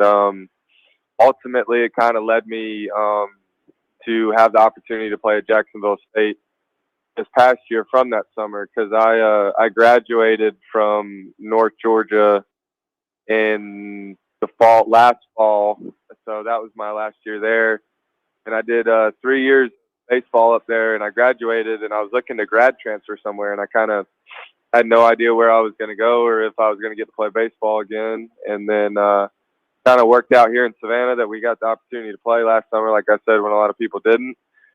And then I kind of put up numbers and put together a couple good outings together and caught the eye of a couple of different coaches whenever I got into the transfer portal. And so, I mean, that was a bit of a task in itself, trying to figure out where I was going on top of getting to play here. But I mean, good Lord willing, everything kind of worked out. The stars aligned, and I was able to have an awesome year out there in Alabama with the guys out there in Jacksonville State. And then lo and behold, kind of made my way back here after that season ended, and made my way back for my 4th year in Savannah. So, I mean, it's definitely been a journey, but I wouldn't trade it for the world. And Kyle, I was going to say, talk about your opportunity there with the Bananas. You guys are having a lot of success, winning a lot of games, and having a lot of fun too. Yeah, I mean, it's awesome. I think it's really cool to get some of the recognition that we've gotten as of late by some of the bigger broadcasts like ESPN, and I mean, you guys even having me on, and a couple other big kind of news outlets kind of shining to light what we do down here in Savannah. And I mean, I think, you know, from the first summer I was down here in 2018 to this summer, I think all the summers in between, we've had a very, very good team talent-wise kind of year-round. And I think that things are kind of going our way right now. We're kind of riding the hot streak and playing some pretty good baseball. And getting to play in front of these fans in Savannah also doesn't hurt too bad every other game. So, I mean, all of it together, it's been another awesome, good start to another fantastic summer here in Savannah. And Kyle, I mean, University of North Georgia, Jacksonville State, the Savannah Bananas. I mean, how much more prepared are you, for the draft? I know that your teammates, kind of like checked you when you came off the mound, which I know that's the new thing in baseball. If Kyle is throwing, if can't nobody hit off you, they're going to be checking you, making sure it's not just you. It's got to be the foreign substance. But how much has all these, from the different colleges you went to the Savannah Bananas, that community, just how much more prepared are you than I think another prospect that don't have the community you have to kind of help you get ready, not just as a professional athlete, but as a young man? I think that all those kind of challenges and me kind of having to move around and playing at different places, I've definitely learned to be comfortable out of my comfort zone, which I think is a big thing that like young athletes coming up, a big thing that they can learn, that the quicker that they can be okay with getting out of that comfort zone, the lot better that they'll be off, and a lot better they'll be able to perform. And I mean, I've gotten to meet some really great people, from coaches to players, at the University of North Georgia and then over there in Alabama, and as well as the 4 summers here. And I think, I mean, it's awesome. I've gotten to learn a lot from a lot of different people and kind of get different people's point of views on the same game, you know, that a lot of us been playing since we were 5 years old, which I'll never turn a closed ear to. I like to hear what everybody's got to say at least once, and not afraid to try something out from somebody's different point of view. So I'm really thankful more than anything if the draft doesn't end up working out, or if, you know, if this might be my last time playing baseball down here in Savannah. I'm truly blessed and thankful for everywhere the game of baseball has taken me. Kyle Lewig's joining us here on 3 and Out. And Kyle, obviously baseball players like to have fun because it's a long season, regardless of what level you're playing at. So you like to have some fun, but speak to playing there with the Bananas. And obviously, you know, it's all about having fun and a good time, even though obviously you guys are out there trying to win and compete all at the same time. Yeah, I definitely think the more free and easy and kind of loose you can keep the locker room, or even in the dugout, I think the more loose and fun environment that you can create there, I truly believe that the better your athletes and your players will go out there and perform. And I really don't think that anybody across the country does it better than the Bananas do. I mean, I think sometimes our baseball talent can kind of get overshadowed by some of the crazy antics and stuff that we do on the field, just simply because nobody else is doing it. But I mean, you don't end up being 20-3 at the end of the first half just by sheer luck. And I don't think that anybody does it better than the Bananas. We got a great front office that believes in what we do baseball wise and entertainment wise, and stands behind us through every decision. And we've got outstanding coaching staff that's been here since my first year here with Tyler Gillum and the boys, and they've created a great culture of being able to flip the switch, is what Gillum calls it, being able to go from playing on the field and then being able to switch it into entertainment mode and go do something for the fans, and then being able to flip it right back and be able to be the best at whether you're pinch hitting or if you're going to the bullpen to get hot, just to really focus in and give 100% energy and effort to the task at hand. Finally, take us back to 2016, Region Pitcher of the Year for Richmond Hill. How special was that? And does it seem like it was just yesterday, or does it seem like it was 5 years ago?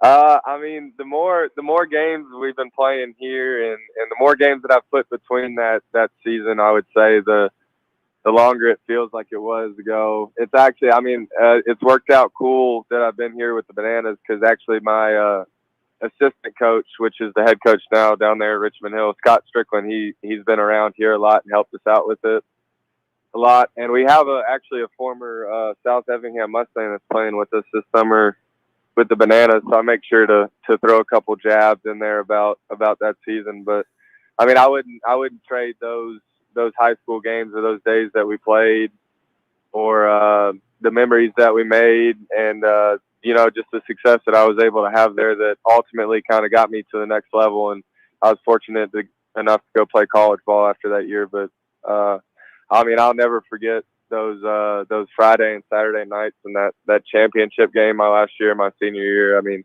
a lot of those things will be memories that I'll carry with me and pass on for years to come. Kyle Lewig's our guest here on 3 and Out. Kyle, really appreciate the time. Best of luck as you continue there with the Bananas, and certainly into potential pro baseball future right around the corner as well, man. We appreciate the time. Thanks so much. No problem. Thank you guys for having me on. Appreciate it. Kyle Lewig's joining us here on 3 and Out. Pleasure chatting with him. We've got more to come. Rob Stockton going to join us when we come back. Georgia Southern Hall of Famer, also his son, 4-star quarterback committed to Georgia, Gunnar Stockton. We'll talk about all of that when we return as 3 and Out on the Southern Pigskin Radio Network.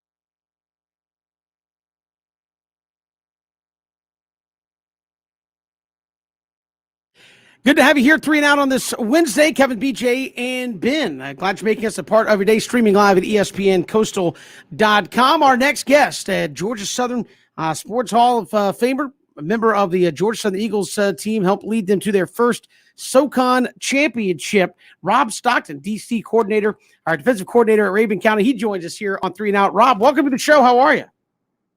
Hey, I'm doing great. Thanks for having me. Hey, we appreciate you coming on and joining us, and take us back to your playing days there at Georgia Southern. Obviously, a tradition-rich program, and you helped lead them to their first SoCon title. Just take us back to being a part of that team, that environment, and that atmosphere with Eagle Nation. Well, I've got to have great memory because I'm going back almost 30 years. It's hard to believe that much time's went by, but the thing that I most remember of my time in Statesboro is just great people and being surrounded by just wonderful individuals, whether they were the players I played with or the coaches that coached me or the administration. Just Georgia Southern's got a great spot in my heart on and off the field, just with all the memories that I do have and the relationships that developed from all of that. I was recruited to Georgia Southern out of high school here in Rabun County High School and got a scholarship to go down there, and probably was the only reason I technically went. But knowing all that I know now, I would have went to school there even if I didn't play football. I just loved my time there, loved the people I got to be around, and just enjoyed every moment of it. And Kevin mentioned that transition to the SoCon, the SoCon, one of the great leagues in college football history. What was it like for you guys? I think in 93, you got the first SoCon championship there for Georgia Southern. And obviously that success in that league prior to the transition up is a big part of Georgia Southern's history and tradition. I would definitely agree. I think that was the sweet spot of what was then 1AA football, especially the SoCon, when you had App State, who they are now, and who they were then, and Marshall. I just can't say enough about how tough that league was. During that time, Central Florida was really coming on and was beginning to be who they are now, and everywhere from the at that time, there were just so many of the Troys, all those schools that are basically Sunbelt schools now. What was then Northeast Louisiana, Louisiana Monroe, just Louisiana Lafayette. All of those schools were powerhouses in 1AA football. But it was a big feat in 1993 to win the SoCon, and we ended up needing a little help in that year. We had beat everybody, but Marshall had beat us. But we got lucky, and they got beat by Appalachian State, and then they got an upset there toward the end of the conference, and left us in sole number one spot, and some history that can't be taken away from us, being the first Southern Conference champions. So. And Rob, you talk about your time in Statesboro as if to say you weren't one of the greatest ones to ever come through there. It's one thing to go to college and have an incredible career. It's another thing to have a stellar career. You were one of the ones that they got to talk about forever. When I'm looking you up, which I already knew who you were, it said the Hall of Fame profile. What does it know to say that you were one of the greatest players to ever come through Statesboro? Well, I appreciate you saying that. There's been a lot of great players come through. I got there at a great time. I was redshirted in 91, graduated a lot of senior defensive backs, and I was lucky enough to step in and fill a starting role at safety, and I got to play 4 years. I started 50 straight games, and it may have been 49 straight games, and never missed a start, never missed a game, and that's a lot contributed to some good health and just getting great opportunity. But with all of that time, I'm thankful to be looked upon, and for you to say that. But I had a great surrounding cast and just great individuals. When you look around this state and around the people that played during that time with me, there's a ton of business owners, unbelievable football coaches, just unbelievable people. Everybody from lawyers to football coaches that have left from that group. And I'm just thankful that I was surrounded by such unbelievable people. Rob Stockton joining us here. And I understand one of those guys that you were very familiar with that got into coaching is BC's Danny Britt. You guys are roommates on that team? What's the kind of friendly competition now that you're both in the coaching game? he's a wonderful person. Yes, we were roommates and left school just as one of my best friends, and I'm so thankful that for his relationship. He is a first class person. He runs a first class program, and he's been a first class guy since the day I met him. And I just can't say enough wonderful things about him. I know he's there at Benedictine now and has just set all kinds of records with that program, has turned that program back into the powerhouse that it used to be known for. And wherever Danny goes, whatever he does, he will be successful because he's got high character and he's got a knowledge of the game. But above all of that, you know, he knows how to share his love with kids, and they know he loves them and cares for them and will fight for them, and in turn they fight for him. So, but yes, he's one of those guys that you can hang your hat on and depend on, and I'm very thankful for him. And Rob, I know for a lot of us, you know, just watching games and studying college football, we think about the wins and losses, but how important are those relationships from when you played, when you were in school, even years down the line?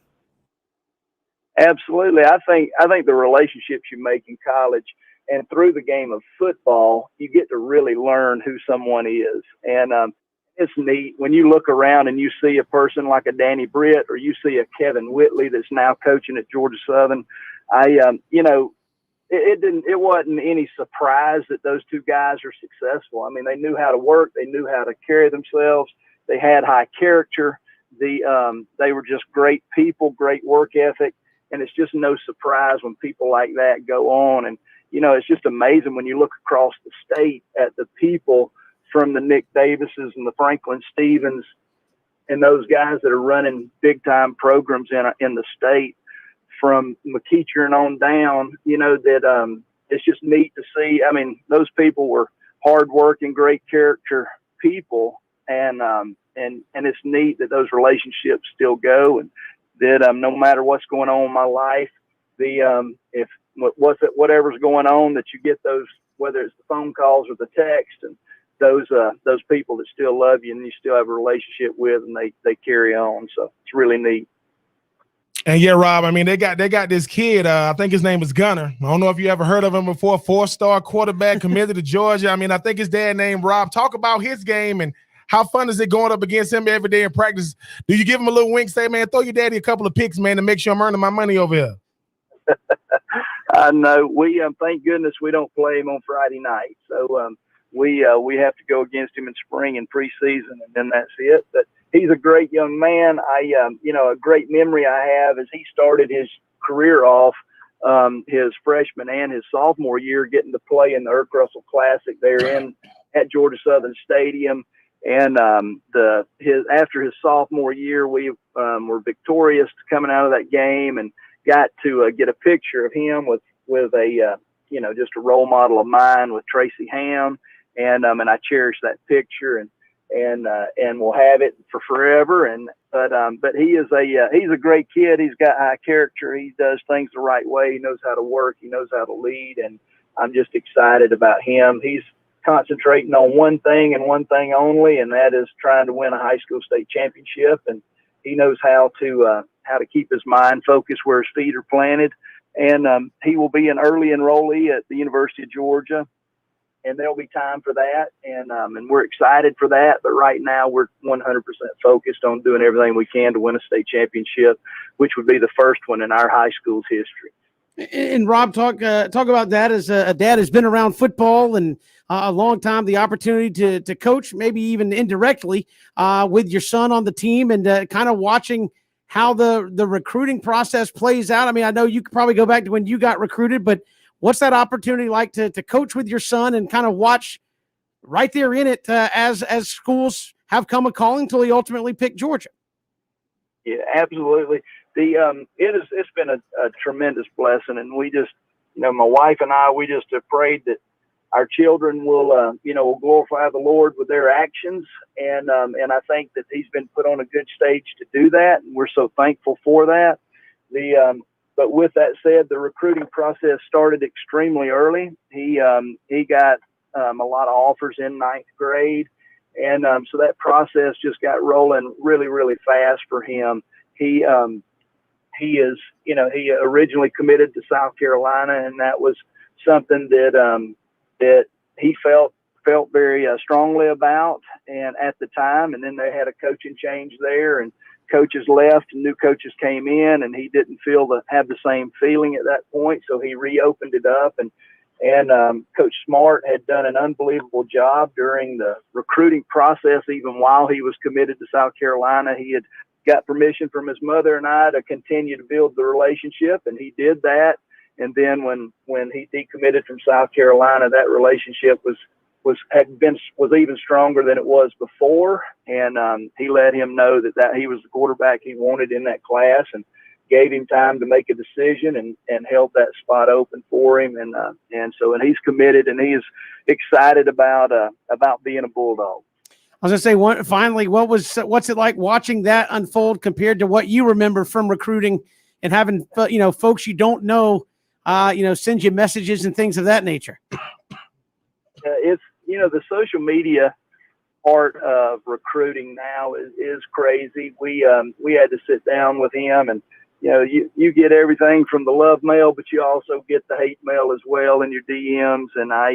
And he handled it really well. He was a man about it, and handled all that process. As far as with me, the recruiting process back when I was coming along, it really didn't happen till your senior year. It didn't for me anyway.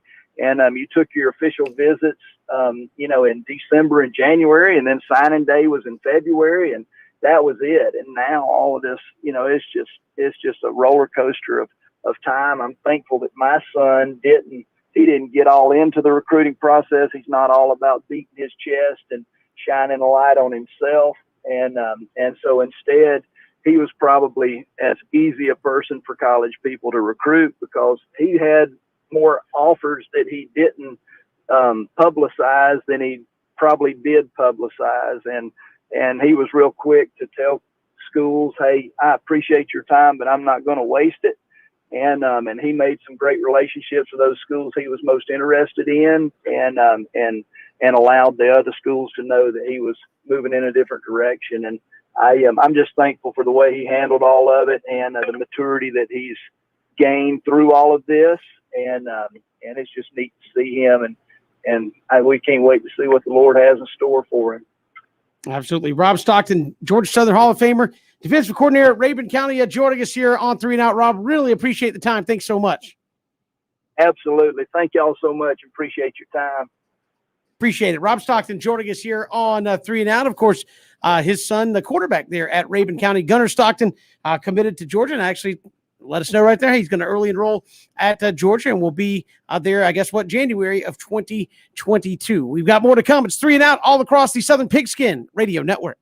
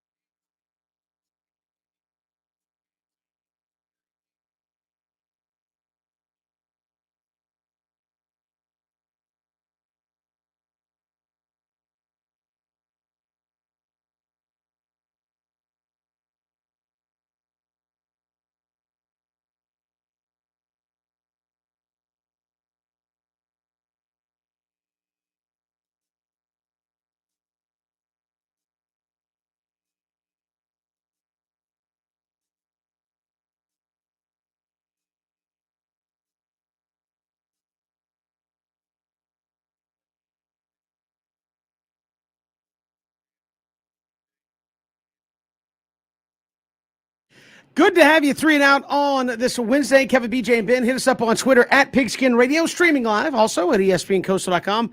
You also find us on Facebook, Twitter, and YouTube. And Ben, you and BJ been working on a project here that's, I guess, coming to fruition in a couple of. I'll just let you guys take it away because I don't want to misspeak on what's about to happen in the coming weeks. But basically, Ben has put out a book that BJ.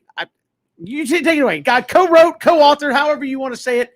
Explain what is coming about being uncommon there with Ben Troop. Well, first and foremost, I want to say shout out to BJ for staying on me about this book. My book is officially going to be coming out called Uncommon and Unfinished. I would love to say that 2020 gave us a chance to finally get it done, but we finally stopped being lazy, got away from procrastination. I want to say, BJ, this was years in the making, but it feels good to finally put it all together. BJ, Uncommon and Unfinished. It will be, it's going to go on sale here in the next coming weeks. But BJ, I mean, we was able to do it. A lot of you having to deal with me and me having to deal with you, but when you see the finished product, and I couldn't have it come out on a better day today, is my mother Cheryl Troop's birthday. So I put it out on my mom's birthday. I'm looking forward to having it in my hand. But yes, Uncommon and Unfinished, the Ben Troop story, written by BJ Bennett on a bookstore near you. But BJ, I mean, you had to deal with me. How does it feel?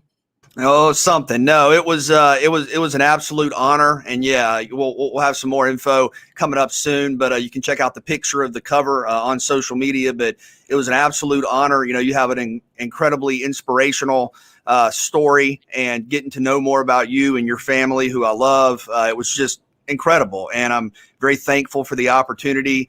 It means the world to me. And again, you're a special guy who does a lot for a lot of people. And I know a lot of people have influenced you along the way. And it's about sports. It's about, some stuff away from sports. It's about your family. It's about your upbringing. And I'm just very thankful and honored to have played a part in it. And thank you for the opportunity, but looking forward to it. And I'm excited for people to learn more about you because you're a special guy.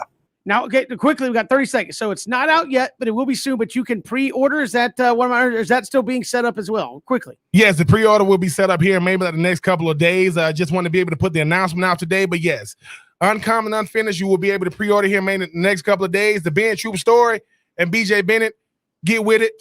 And then listen, if I were you, I'll just go out and get the first 150 copies. If I was you. We'll make sure everybody has multiple copies when it's all said and done. 3 and Out, final hour next.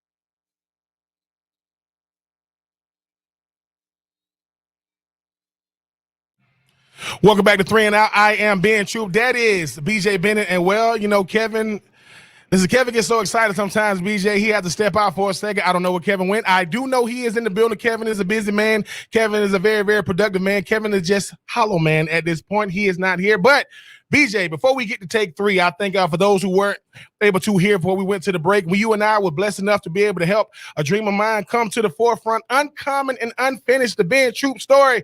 And BJ Bennett will be hitting, bookstores here really soon. But BJ, I know we kind of downplayed a little bit, but you told me that look, outside of your wife, outside of your kids, outside of taking baths, I'm the greatest thing ever happened to you. I mean, I tell you that. Yeah. Direct quote. Yeah.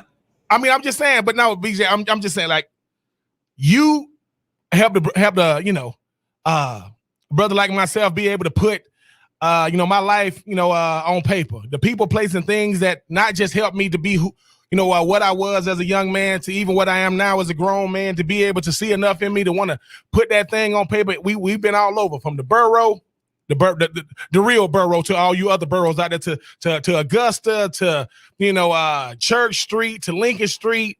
From I'm not gonna give away the best chapter in the book. Is all the chapters in the book when you guys get ready to watch. But what was it like for you? Because like you said, you told me there was something you was always wanted to do. So what is it feeling like knowing that this thing is here? Yeah, I think, just sharing it with you, man, and sharing it with you and your family, doing it together. And again, like I said at the end of last hour, learning about you even more and the people that matter to you, the people that shaped you, and, from your grandparents and your parents and your siblings and, the places where you've lived, it really inspired me. And again, I'm so thankful to you and am excited about what's on the horizon, and we'll have some more info for people coming soon. But yeah, Uncommon and Unfinished, the Ben Troop story, and it's an amazing story. It's a powerful story, and I'm just glad you let me, thankful you let me do a little bit. But you're the man, and I'm like I said, I'm excited for people to learn and get to know more about you. Kevin, on a separate note, man, I just thought you straight up disappeared. I mean, no, I'm sitting here. I was having some children issues. There you know how that is. goes. So I'm sitting here, and it's like my son is at least smart enough to call me during the commercial break, and then he was like, But mom said to ask you. I said, what did she say? No. Well, then there it is. But I'm like, listen, I got 3 minutes. I can't be sitting here doing this.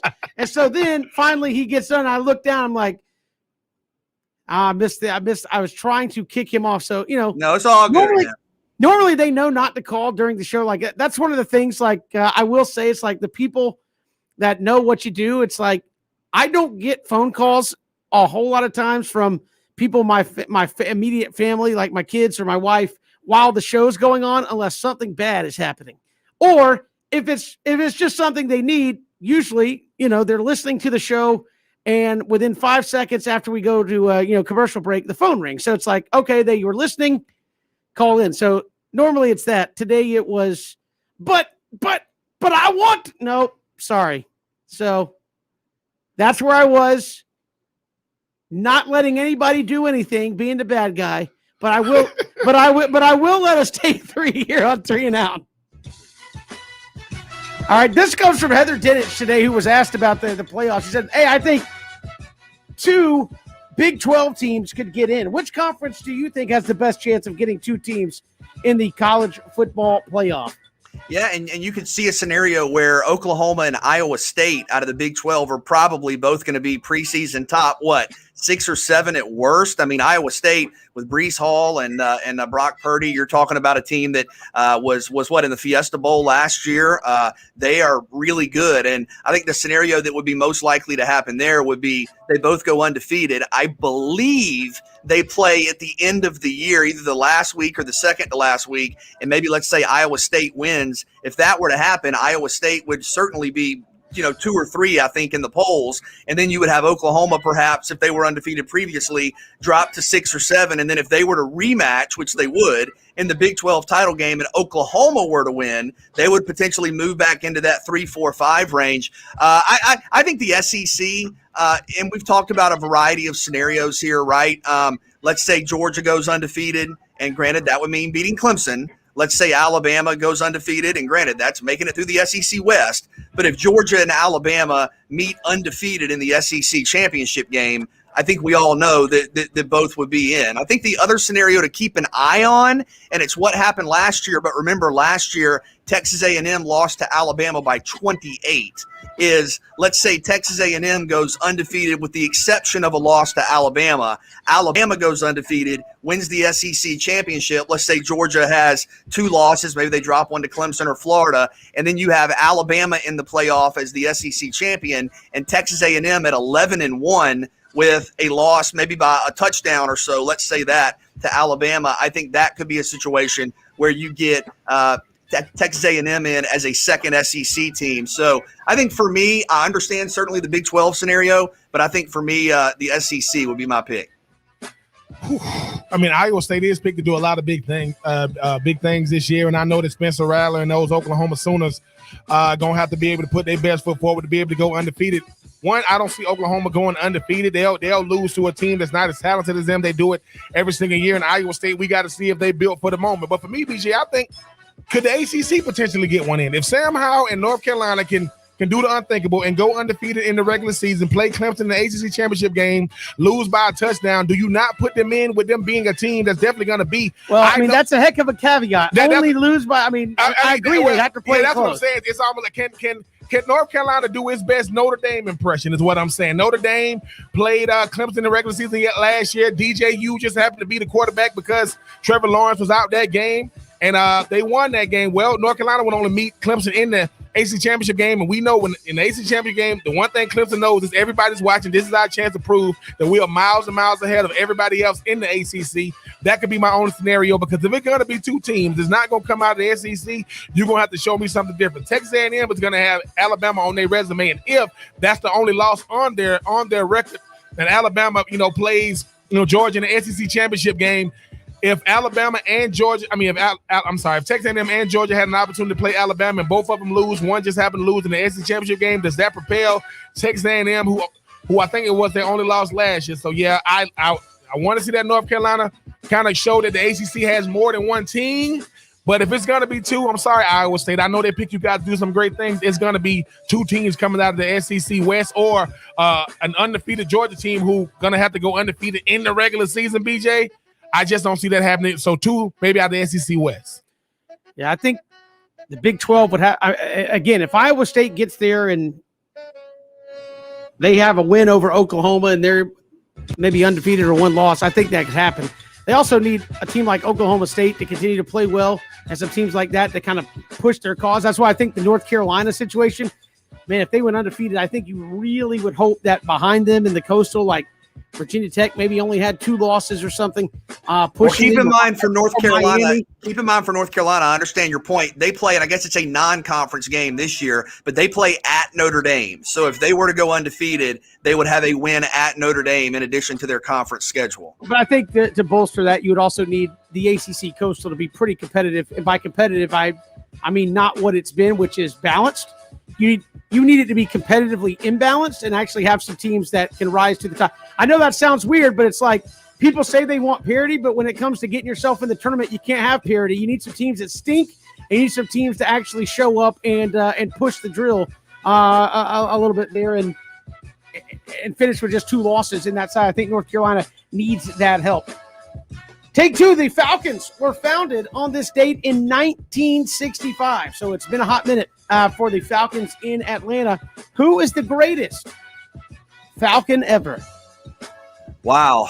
And in a lot of ways you could go a number of different guys. Matt Ryan, Julio Jones, I think immediately come to mind. For me, I would say Deion, and I understand we did something similar to this, a couple of months back, and I understand Deion didn't play his entire career. I think he played 5 years with the Atlanta Falcons, was of course drafted by the Atlanta Falcons. But I think Deion's interesting because he's one of the few guys that you can look at and say you're the best ever at your position, right? Like at a number of different positions. And that's not, of course, they're all-time great cover corners. But I think for most people, if you say who's the best corner of all time, I think pretty quickly a lot of people will say Deion Sanders. That's different than the greatest Falcon.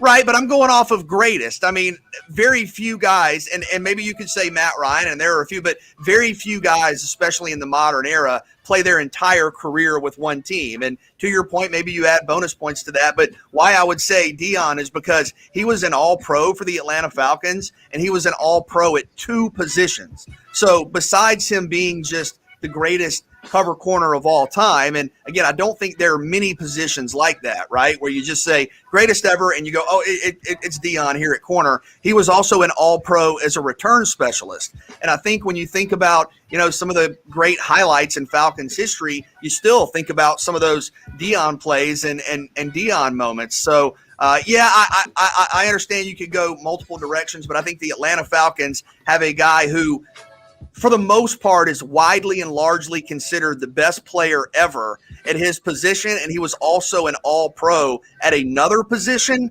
So sure, I mean, yeah, there are countless right answers here, a number of different guys, but for me, I'll say Deion.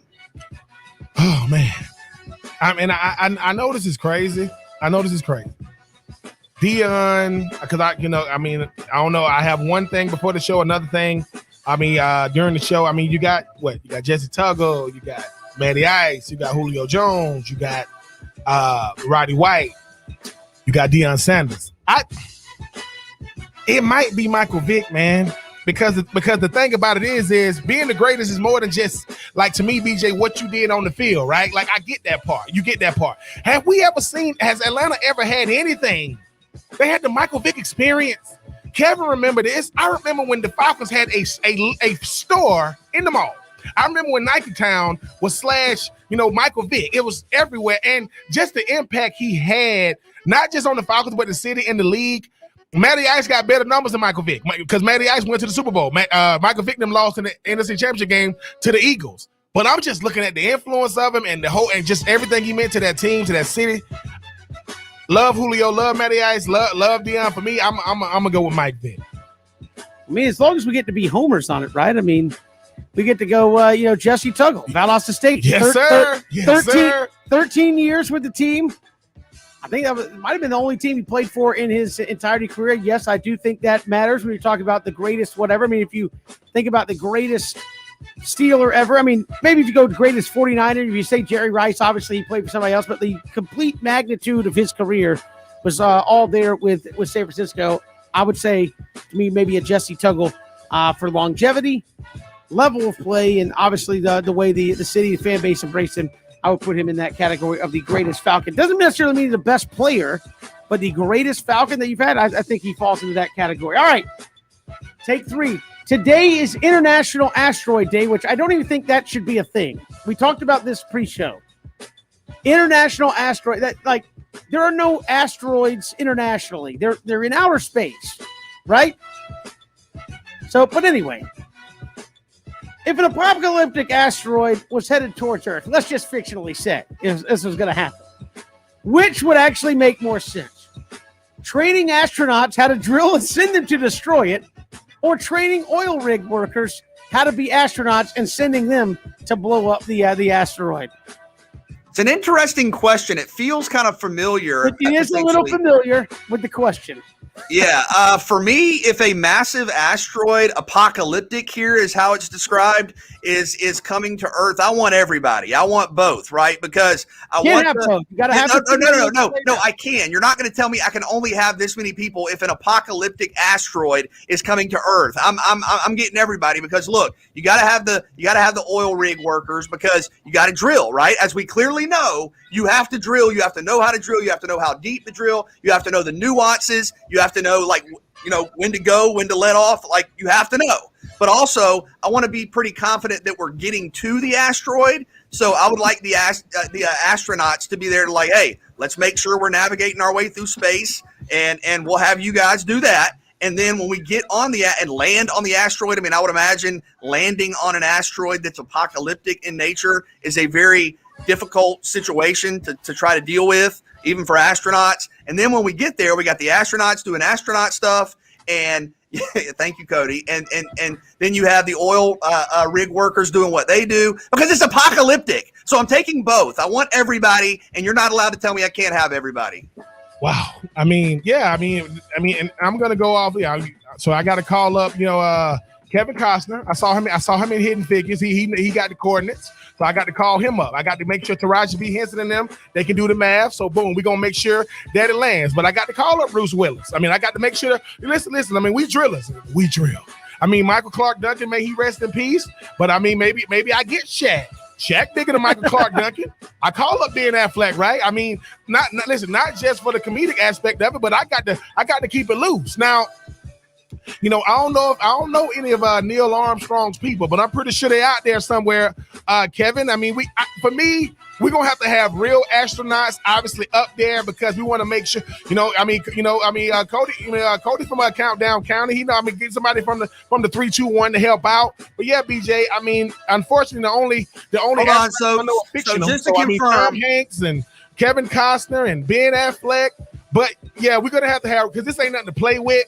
Like, Armageddon was just that good of a movie to where we thinking, this Harry, it's like, and so, yeah, I mean, the actors did an incredible job, but unfortunately, it got real when the president was like, I regret to inform you. Wait, what a minute, they messing up? They didn't do it? So, yes, give me some real astronauts. Give me some, give me some actors up there. I mean, give me some drillers up there, too. I'm sorry, give me some drillers up there, because the whole thing about it is, I mean, that movie was beautifully put together. And listen, Billy Bob Thornton, man, if you can throw in something, he can help out as well. No, I mean the real problem is all solved by calling Bruce Willis. I mean that's true. Okay, Look, but just to confirm with Ben's answer, Kevin, didn't he say we need Cody up there as well? Yes, Cody is going to get. Yeah. Cody is going to be in the Steve Buscemi roles. Like, strap me in. I want the front row seat. No, I think really you just need to call Bruce Willis. Bruce Willis has saved the planet from termination.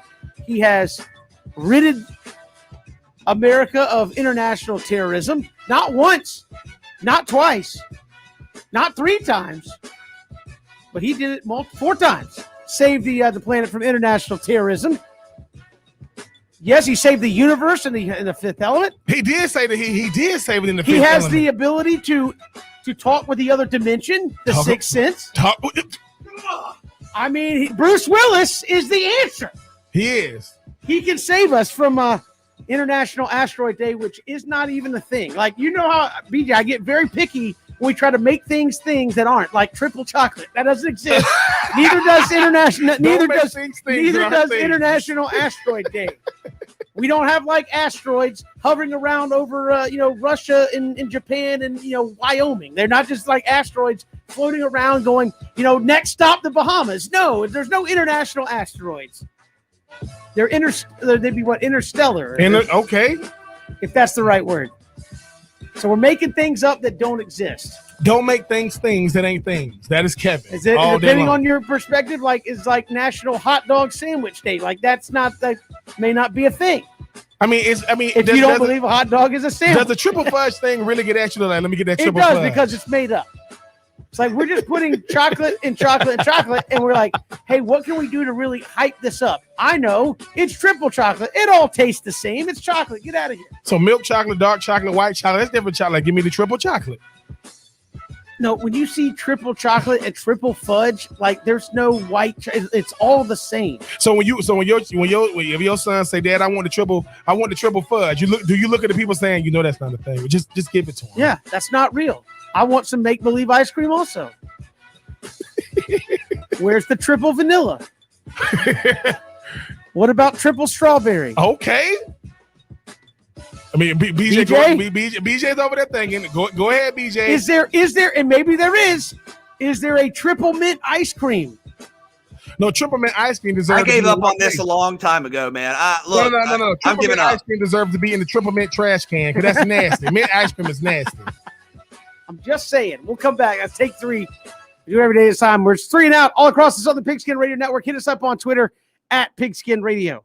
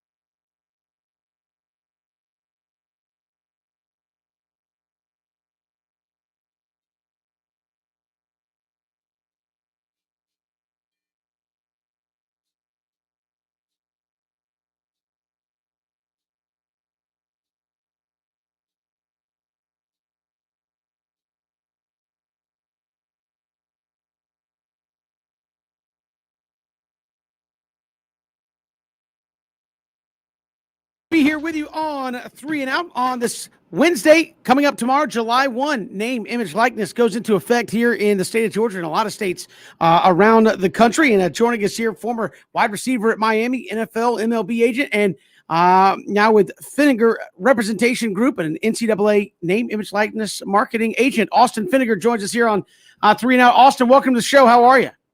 Good. Hey, thanks for having me. And I wanted to start off telling Ben I'm sorry. I know you guys had a couple tough games against the Hurricanes. Ben, we never let Ben live down all the L's he's taken over the years. Listen, I mean, my mind ain't what it used to be. I guess I did lose that game. If Austin said I lost it, but I got to go check the tape. Oh, there is no tape to check right now. Austin, I was a big Titans fan growing up, though, so I enjoyed watching you in Tennessee. Appreciate it. There you go. Well, Austin, tell us about what's changing tomorrow. And how, as someone who is obviously in the representation game, how you see this actually taking place once this comes on board in about 8 hours or so. Yeah, well, it's arguably the biggest day in the history of college athletics, name, image, and likeness laws and rules taking place again tomorrow morning, or I guess tonight at midnight. College athletes are going to be able to seek out third-party endorsements and capitalize on something that every single other student on campus has been able to do, since the beginning of time. So, it's a huge opportunity for college athletes, both big name and small name, as well as, the revenue and non-revenue sports, just to, again, be able to go out and see what their fair market value is and endorsements, be able to sign autographs for money, run camps and clinics back home. So it's definitely an exciting time to be in the representation piece. And again, just being a former athlete myself, this is something that I would have loved to tap into and kind of just seeing firsthand on, how big of a name some of my teammates had before and, the money they missed out on. It's, it's about time that the changes are starting to take effect. I was going to say, talk about this from your perspective. Is not only are you going to be a part of it moving forward and a big part of it, but you played at the University of Miami. You have that perspective of being a student athlete, and you've kind of been able to see it and will be able to process it from a couple of different perspectives. Correct. Yeah. So, with me, I was a walk-on receiver, ended up becoming a Letterman and Scout Player of the Year. And, probably only my mom would have paid for my autograph, but coming home, every break I had, I would train kids on the side and just to give back. And, even a guy like me, I could have made good money running camps at home in the summer. But you have some of these guys with, hundreds of thousands of followers on social media accounts where they really can see significant dollars in this. And, a lot of my teammates, I would see they would be sending home, part of their scholarship checks to their, mom or younger siblings just because things were rough and, they didn't have a lot of money. So, sure, there's going to be some big deals, but the majority of this is going to be, kind of smaller amounts. But, with the background that a lot of college athletes come from, any amount can help.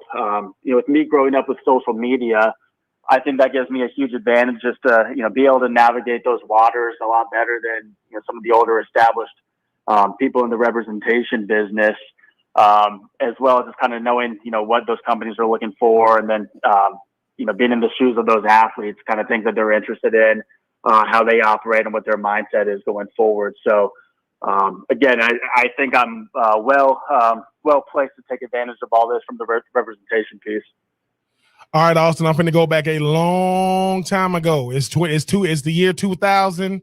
I mean, I'm a freshman, at the University of Florida. I'm a part of the #1 recruiting class in the country that year. I am just one of 25. Brock Berlin was the #1 recruit in the country that year. The perception of it is we all get to make money, but when it's all said and done, what would have been Brock's reality compared to my reality? Yeah, I think a guy like Brock, and again, I remember watching him when he ended up transferring to Miami, and again, just having that big name in the recruiting space, he probably could have tapped into six figures in some years. A guy like you, still a star player, at a big time program in Gainesville, where football is king. There'd be a lot of local opportunities, and I would have expected a guy like you to probably be in the five figures every year, that you were on campus, being able to, again, endorse your local businesses and I think that's where a huge advantage to a college town such as that would be. Again, football, basketball is typically king versus, a place like Miami where it's a huge metropolitan and, if the team's not winning, not as many fans are showing up and there's, other things in town. So I think that's probably where the bigger deals would be in place or the college towns. And so, yeah, you would have had a huge advantage, I think, over most. And also, even followed up on that, I mean, the representation side is something that most athletes, most people will never, ever be involved in. I was blessed enough to go to the National Football League, to have an agent, to have a publicist, to have managers, to have financial people, but I still was behind the learning curve, and I was in my early 20s. What is a 17 to 21-year-old going to do? One, outside of wanting to make money, being able to listen to people like yourself who obviously this is what you do and you were a former player. Do you think that's going to be the biggest learning curve, bigger than just making money, understanding that without representation, it's going to be very, very hard to even generate any type of revenue? Yeah, I think it's a case-by-case basis. Not everyone's going to be doing enough deals or large enough deals to maybe need representation. But I can tell you this, I've been recruiting heavily on this side for the last couple months in anticipation. The schools are not doing a very good job on informing the student athletes on, what NIL is, what they're going to be able to tap into. Majority of players I've spoken to, it's been the very first conversation they've either had or I've gone much more in depth than their universities have. So, it is the Wild West getting started. Again, we're learning new info every single day that is coming out. But I think a big part of this is that the universities aren't going to be able to procure endorsements for the players. They're not going to be able to negotiate the contract terms. So I think that's important that they're not spending too much time, outside of school and football or whatever the sport they may be in, trying to get these deals, but they have someone, kind of taking care of the procurement on the back end, making sure that they're not locking themselves into terms that may look good today, but 6 months or a year or two down the road really tie them up unfavorably. So I think that's the biggest advantages. And then for someone who may be a pro prospect, just getting their name out there, in front of scouts and media, setting up interviews, things like that, where the real dollars come in once they do go pro and they have that basis and learning how to conduct themselves as a businessman or woman, outside of their sport. So it's not a shock, once they are in the professional ranks. Austin Finnegar joining us here on 3 and Out, former receiver at the University of Miami, NFL MLB agent, and with Finnegar Representation Group handling name, image, likeness coming up. Austin, I'm interested to kind of get your thoughts because I know people hear this and think, oh, it's just going to be a tidal wave of cash flowing around out there as well. But from your standpoint, what is the value of a lot of student athletes out there if obviously you cannot associate student with school and vice versa? How much name, image, likeness dollars are there? I understand the camp aspect and things of that nature, but when you talk about getting a deal done, if you can't say I'm, say, De'Aaron King, Miami quarterback, I'm just De'Aaron King, where you kind of find the value there when you remove kind of the reason that both of these two things have some of their popularity? Yeah, well, you see that to an extent at the next level. Now, if an NFL player is licensed or endorsing a product that's an individual endorsement instead of a group license, they're already not allowed to use their, Dallas Cowboys name or logo, but, a generic picture of them in a jersey with just the color scheme and numbers. So you're already seeing, that at the next level, and it's a lot of players are having success with that. So, even if you can't use the school's insignia or logos, I don't think that's a huge issue. That may prohibit some large national deals from happening, but, everyone's going to know the names of the big players, within their college towns and cities respectively. So, in my opinion, I don't think that's a big deal. You already see that the SEC and, other places that, the car dealers and whatnot that are huge boosters. Now they have an avenue to have a commercial or public appearances for some of the players involved. So I think that's, probably the bigger play is really just the local endorsements. And then you may have a couple players here and there that are able to do more national brands depending on, again, their name and followings on social media. But I think more of that is kind of when they get to the next level, as far as professional ranks. Austin, you mentioned social media. How much of this is going to be related to social media, and how much money can you make off of your accounts online? Yeah, it depends on the following. They're anywhere from 50 to hundreds of dollars to some players if they have tens to hundreds of thousands of followers on their Instagram or TikTok channels. They can command several thousand per post that they make. That's what's exciting for the non-revenue athletes. There's some, women's softball and gymnastics athletes that I've seen that have over 100,000 followers on their channels. And, outside of Olympics, there's not huge pro avenues as far as, league goes, but, there's a ton of endorsement money to be had for those sports. So I think that's what's exciting about all of this is that you don't have to be the star quarterback or point guard to really take advantage and see significant amounts of money. And social media is where a big majority of endorsements and sponsorship happens nowadays. Austin Finnegar, our guest here on 3 and Out with Finnegar Representation Group, name, image, likeness in effect as of midnight tonight. So we'll see how quickly and how fast this spreads throughout the college landscape in terms of guys with deals and more, and young ladies with deals as well once this goes into effect at midnight. Austin, really appreciate the time. Thanks so much. Yeah, thanks for having me, guys. I enjoyed it. Appreciate it. Austin Finnegar, our guest here on 3 and Out, name, image, likeness, right around the corner tomorrow. And you've already seen players with deals in hand ready to go into effect starting at midnight tonight. We've got more to come. It's 3 and Out on the Southern Pigskin Radio Network.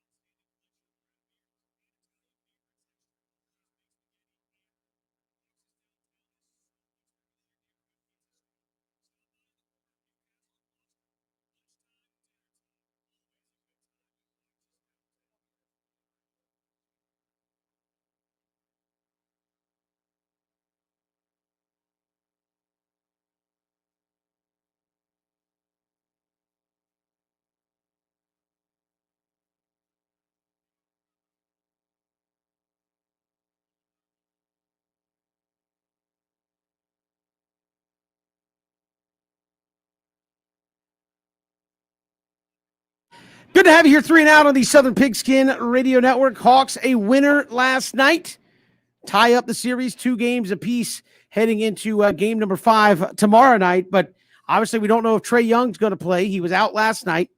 We don't know if Giannis is going to play, although a hyperextended knee does not seem like something you just kind of bounce back from in a day and a half. We'll see if he's able to go. But if neither one of them are able to go, BJ or Ben, who's the favorite to move on at this point? I mean, it's tough to say because you're talking about 2 of the best players in the NBA, and Giannis, what a back-to-back MVP. But I think you like the balance you saw out of Atlanta last night. They came out playing really well, the Hawks did, but I think you had 5 or 6 guys have around 12, 13, 14, 15 points or more. I think Lou Williams led the way with 20-something and 8 assists. He had a great game, by the way. But potentially the Hawks, and I want to say this, you feel terrible for Trae and Giannis, and you want both of those guys to be back as soon as possible. So wishing Trae, obviously, and Giannis, obviously, nothing but the best, and hopefully we see them as soon as possible. You hate seeing the games without them out there, but I think you were really impressed with Atlanta's balance and roster depth last night, whether it was Bogdanovich or whether it was Herter or Lou Williams, Clint Capella scoring 15. You really, Cam Reddish coming in making some big shots, which was good to see. You really have a lot of options and a number of different guys who are capable of scoring. And I think you have to be impressed with what Atlanta did with guys who maybe wouldn't have otherwise been, guys who played substantial minutes. They got in there and they made the most of their opportunities. From what I saw last night, I mean, I'm looking for the team who has, just the best rhythm when they out there, or the most comfortable when they out there. For me, it does favor the Hawks. Middleton, to me, is still going to be the best option on both teams, but he's only one player. Whenever you start talking about Lopez, while he's 7 feet, I mean, he's out there shooting threes when he can't even create his own shot down in the paint. What I see from Lou Will, what I see from Herter, what I see from Clint Capella. I mean, Collins was in the game, played most of the game last night, only scored 4 points, and you couldn't even tell because he was out there still making his presence felt on the defensive end. I mean, Atlanta looked very, very active defensively last night. That's something that they made a conscious effort to be able to go out there and do with not having a guy like Trae. Who knows? When Trae's in the lineup, maybe they can't focus more defensively because they got to get into the offense. But I think it does favor Atlanta. It's not like they're going to be able to just turn it on in game 5, something they weren't able to do in game 4. I think BJ and Kevin, what we saw, last night was very, very impressive. I was thinking who was going to be the Robin. Lou will say, okay, I'm going to do my best Trae Young impression. I think he was 7 for 9. You look at it, but I think the X factor is Cam Reddish. Cam Reddish made some incredible shots last night. His 3 ball was looking really, really nice. They were talking about if he can develop his 3-point shot coming out of North Carolina, how good of a player he could be. So Clint Capella, you hope he's all right with his getting elbowed in the nose. Cam Reddish giving you quality minutes. If Collins can add some more offensive production, is keep getting rebounds. Lou Will has been in a position where he's led a big time offense before, for a team in the playoffs. And Herter just keep doing what he's doing. Bogdanovich showing that he can, he still got something left. I think it favors Atlanta. Doesn't mean they're going to win game 5, but Kevin, for what I saw last night, if they could bring that energy to game 5, I would swing in favor of those Hawks. I think losing, obviously, Giannis and Trae for both teams is a big loss there. Maybe Trae can come back next game, and if I'm Atlanta and I'm going in with Trae and no Giannis, I feel really good. Right? I mean, I think you feel really good about that matchup, knowing that they're without their superstar, and you've got a guy that obviously has shown he can do a little bit of everything for you. And moving forward, I do agree with something Ben said. And Kevin, I think when you think about having superstar players, I think, Ben, you said earlier in the week, Collins has been one at times, and he only had 4 points last night. And I think if you would have said, hey, before the game, Trae Young's not going to play and John Collins is going to score 4 points, you would have thought blowout. And it was a blowout in favor of Atlanta. But I think moving forward, when you look at Atlanta and who knows what we'll see with Trae, who knows what the situation is with Giannis. But I do think John Collins, if he could give you, much like he's done throughout the vast majority of his career, if he could give you 18, 20, 22, 24 points, that's just another bonus to go along with guys who are shooting the ball well, the depth, getting Cam Reddish back. But I think if you look at this as a 3-game mini series now, tied at 2 apiece. I think John Collins, and we don't know what's going on with Trey or Giannis yet, but I think John Collins is kind of the guy to watch here as this series finishes out. Collins owed him one. Lou Will was asked to go out there. He said he learned before the game that he was going to have to start because Trey Young was out, and look at how he played. Didn't miss a beat. Clint Capella got to stay very active on the offensive end. I don't like the shot clock getting down to 3. The guys got to start taking threes. I don't think that's a healthy, recipe for success. But yeah, Cam Reddish, he wants to go out there and prove that he's not this injury-prone player that people seem to think he is. Clint Capella and Collins, if the law office of Capella and Collins can get back on those boards, Bogdanovich BJ showed, why we think that he can be an X factor in this series. And, if you're hurt, you're going to give, be that guy to just sit out there on the wing with that nice 3-point shot. So, yeah, I think that if Collins can give you, 20 points, double-digit rebounds, Lou can keep doing what he's doing, I think that this is going to definitely swing in Atlanta's favor because that was never a game. I talk about how that was never a game. It got it down to about 6 or 7, Kevin, something you mentioned before Giannis actually got hurt. It was over. At that point, they went up, I think, up to like 20, 30. And it turned around on a dime. Like, as soon as Giannis went out, it went back up to like 18 in like a minute, seemingly, and it was over at that point. BJ, I like Atlanta chances. And like I said, it kind of shows, too, that what are you without a superstar? They showed it. Yeah, very tough to get it done. We'll see what happens tomorrow night in Game 5. Braves got to bounce back in a big way tonight against the Mets. With that next, 3 and Out, Southern Pigskin Radio Network.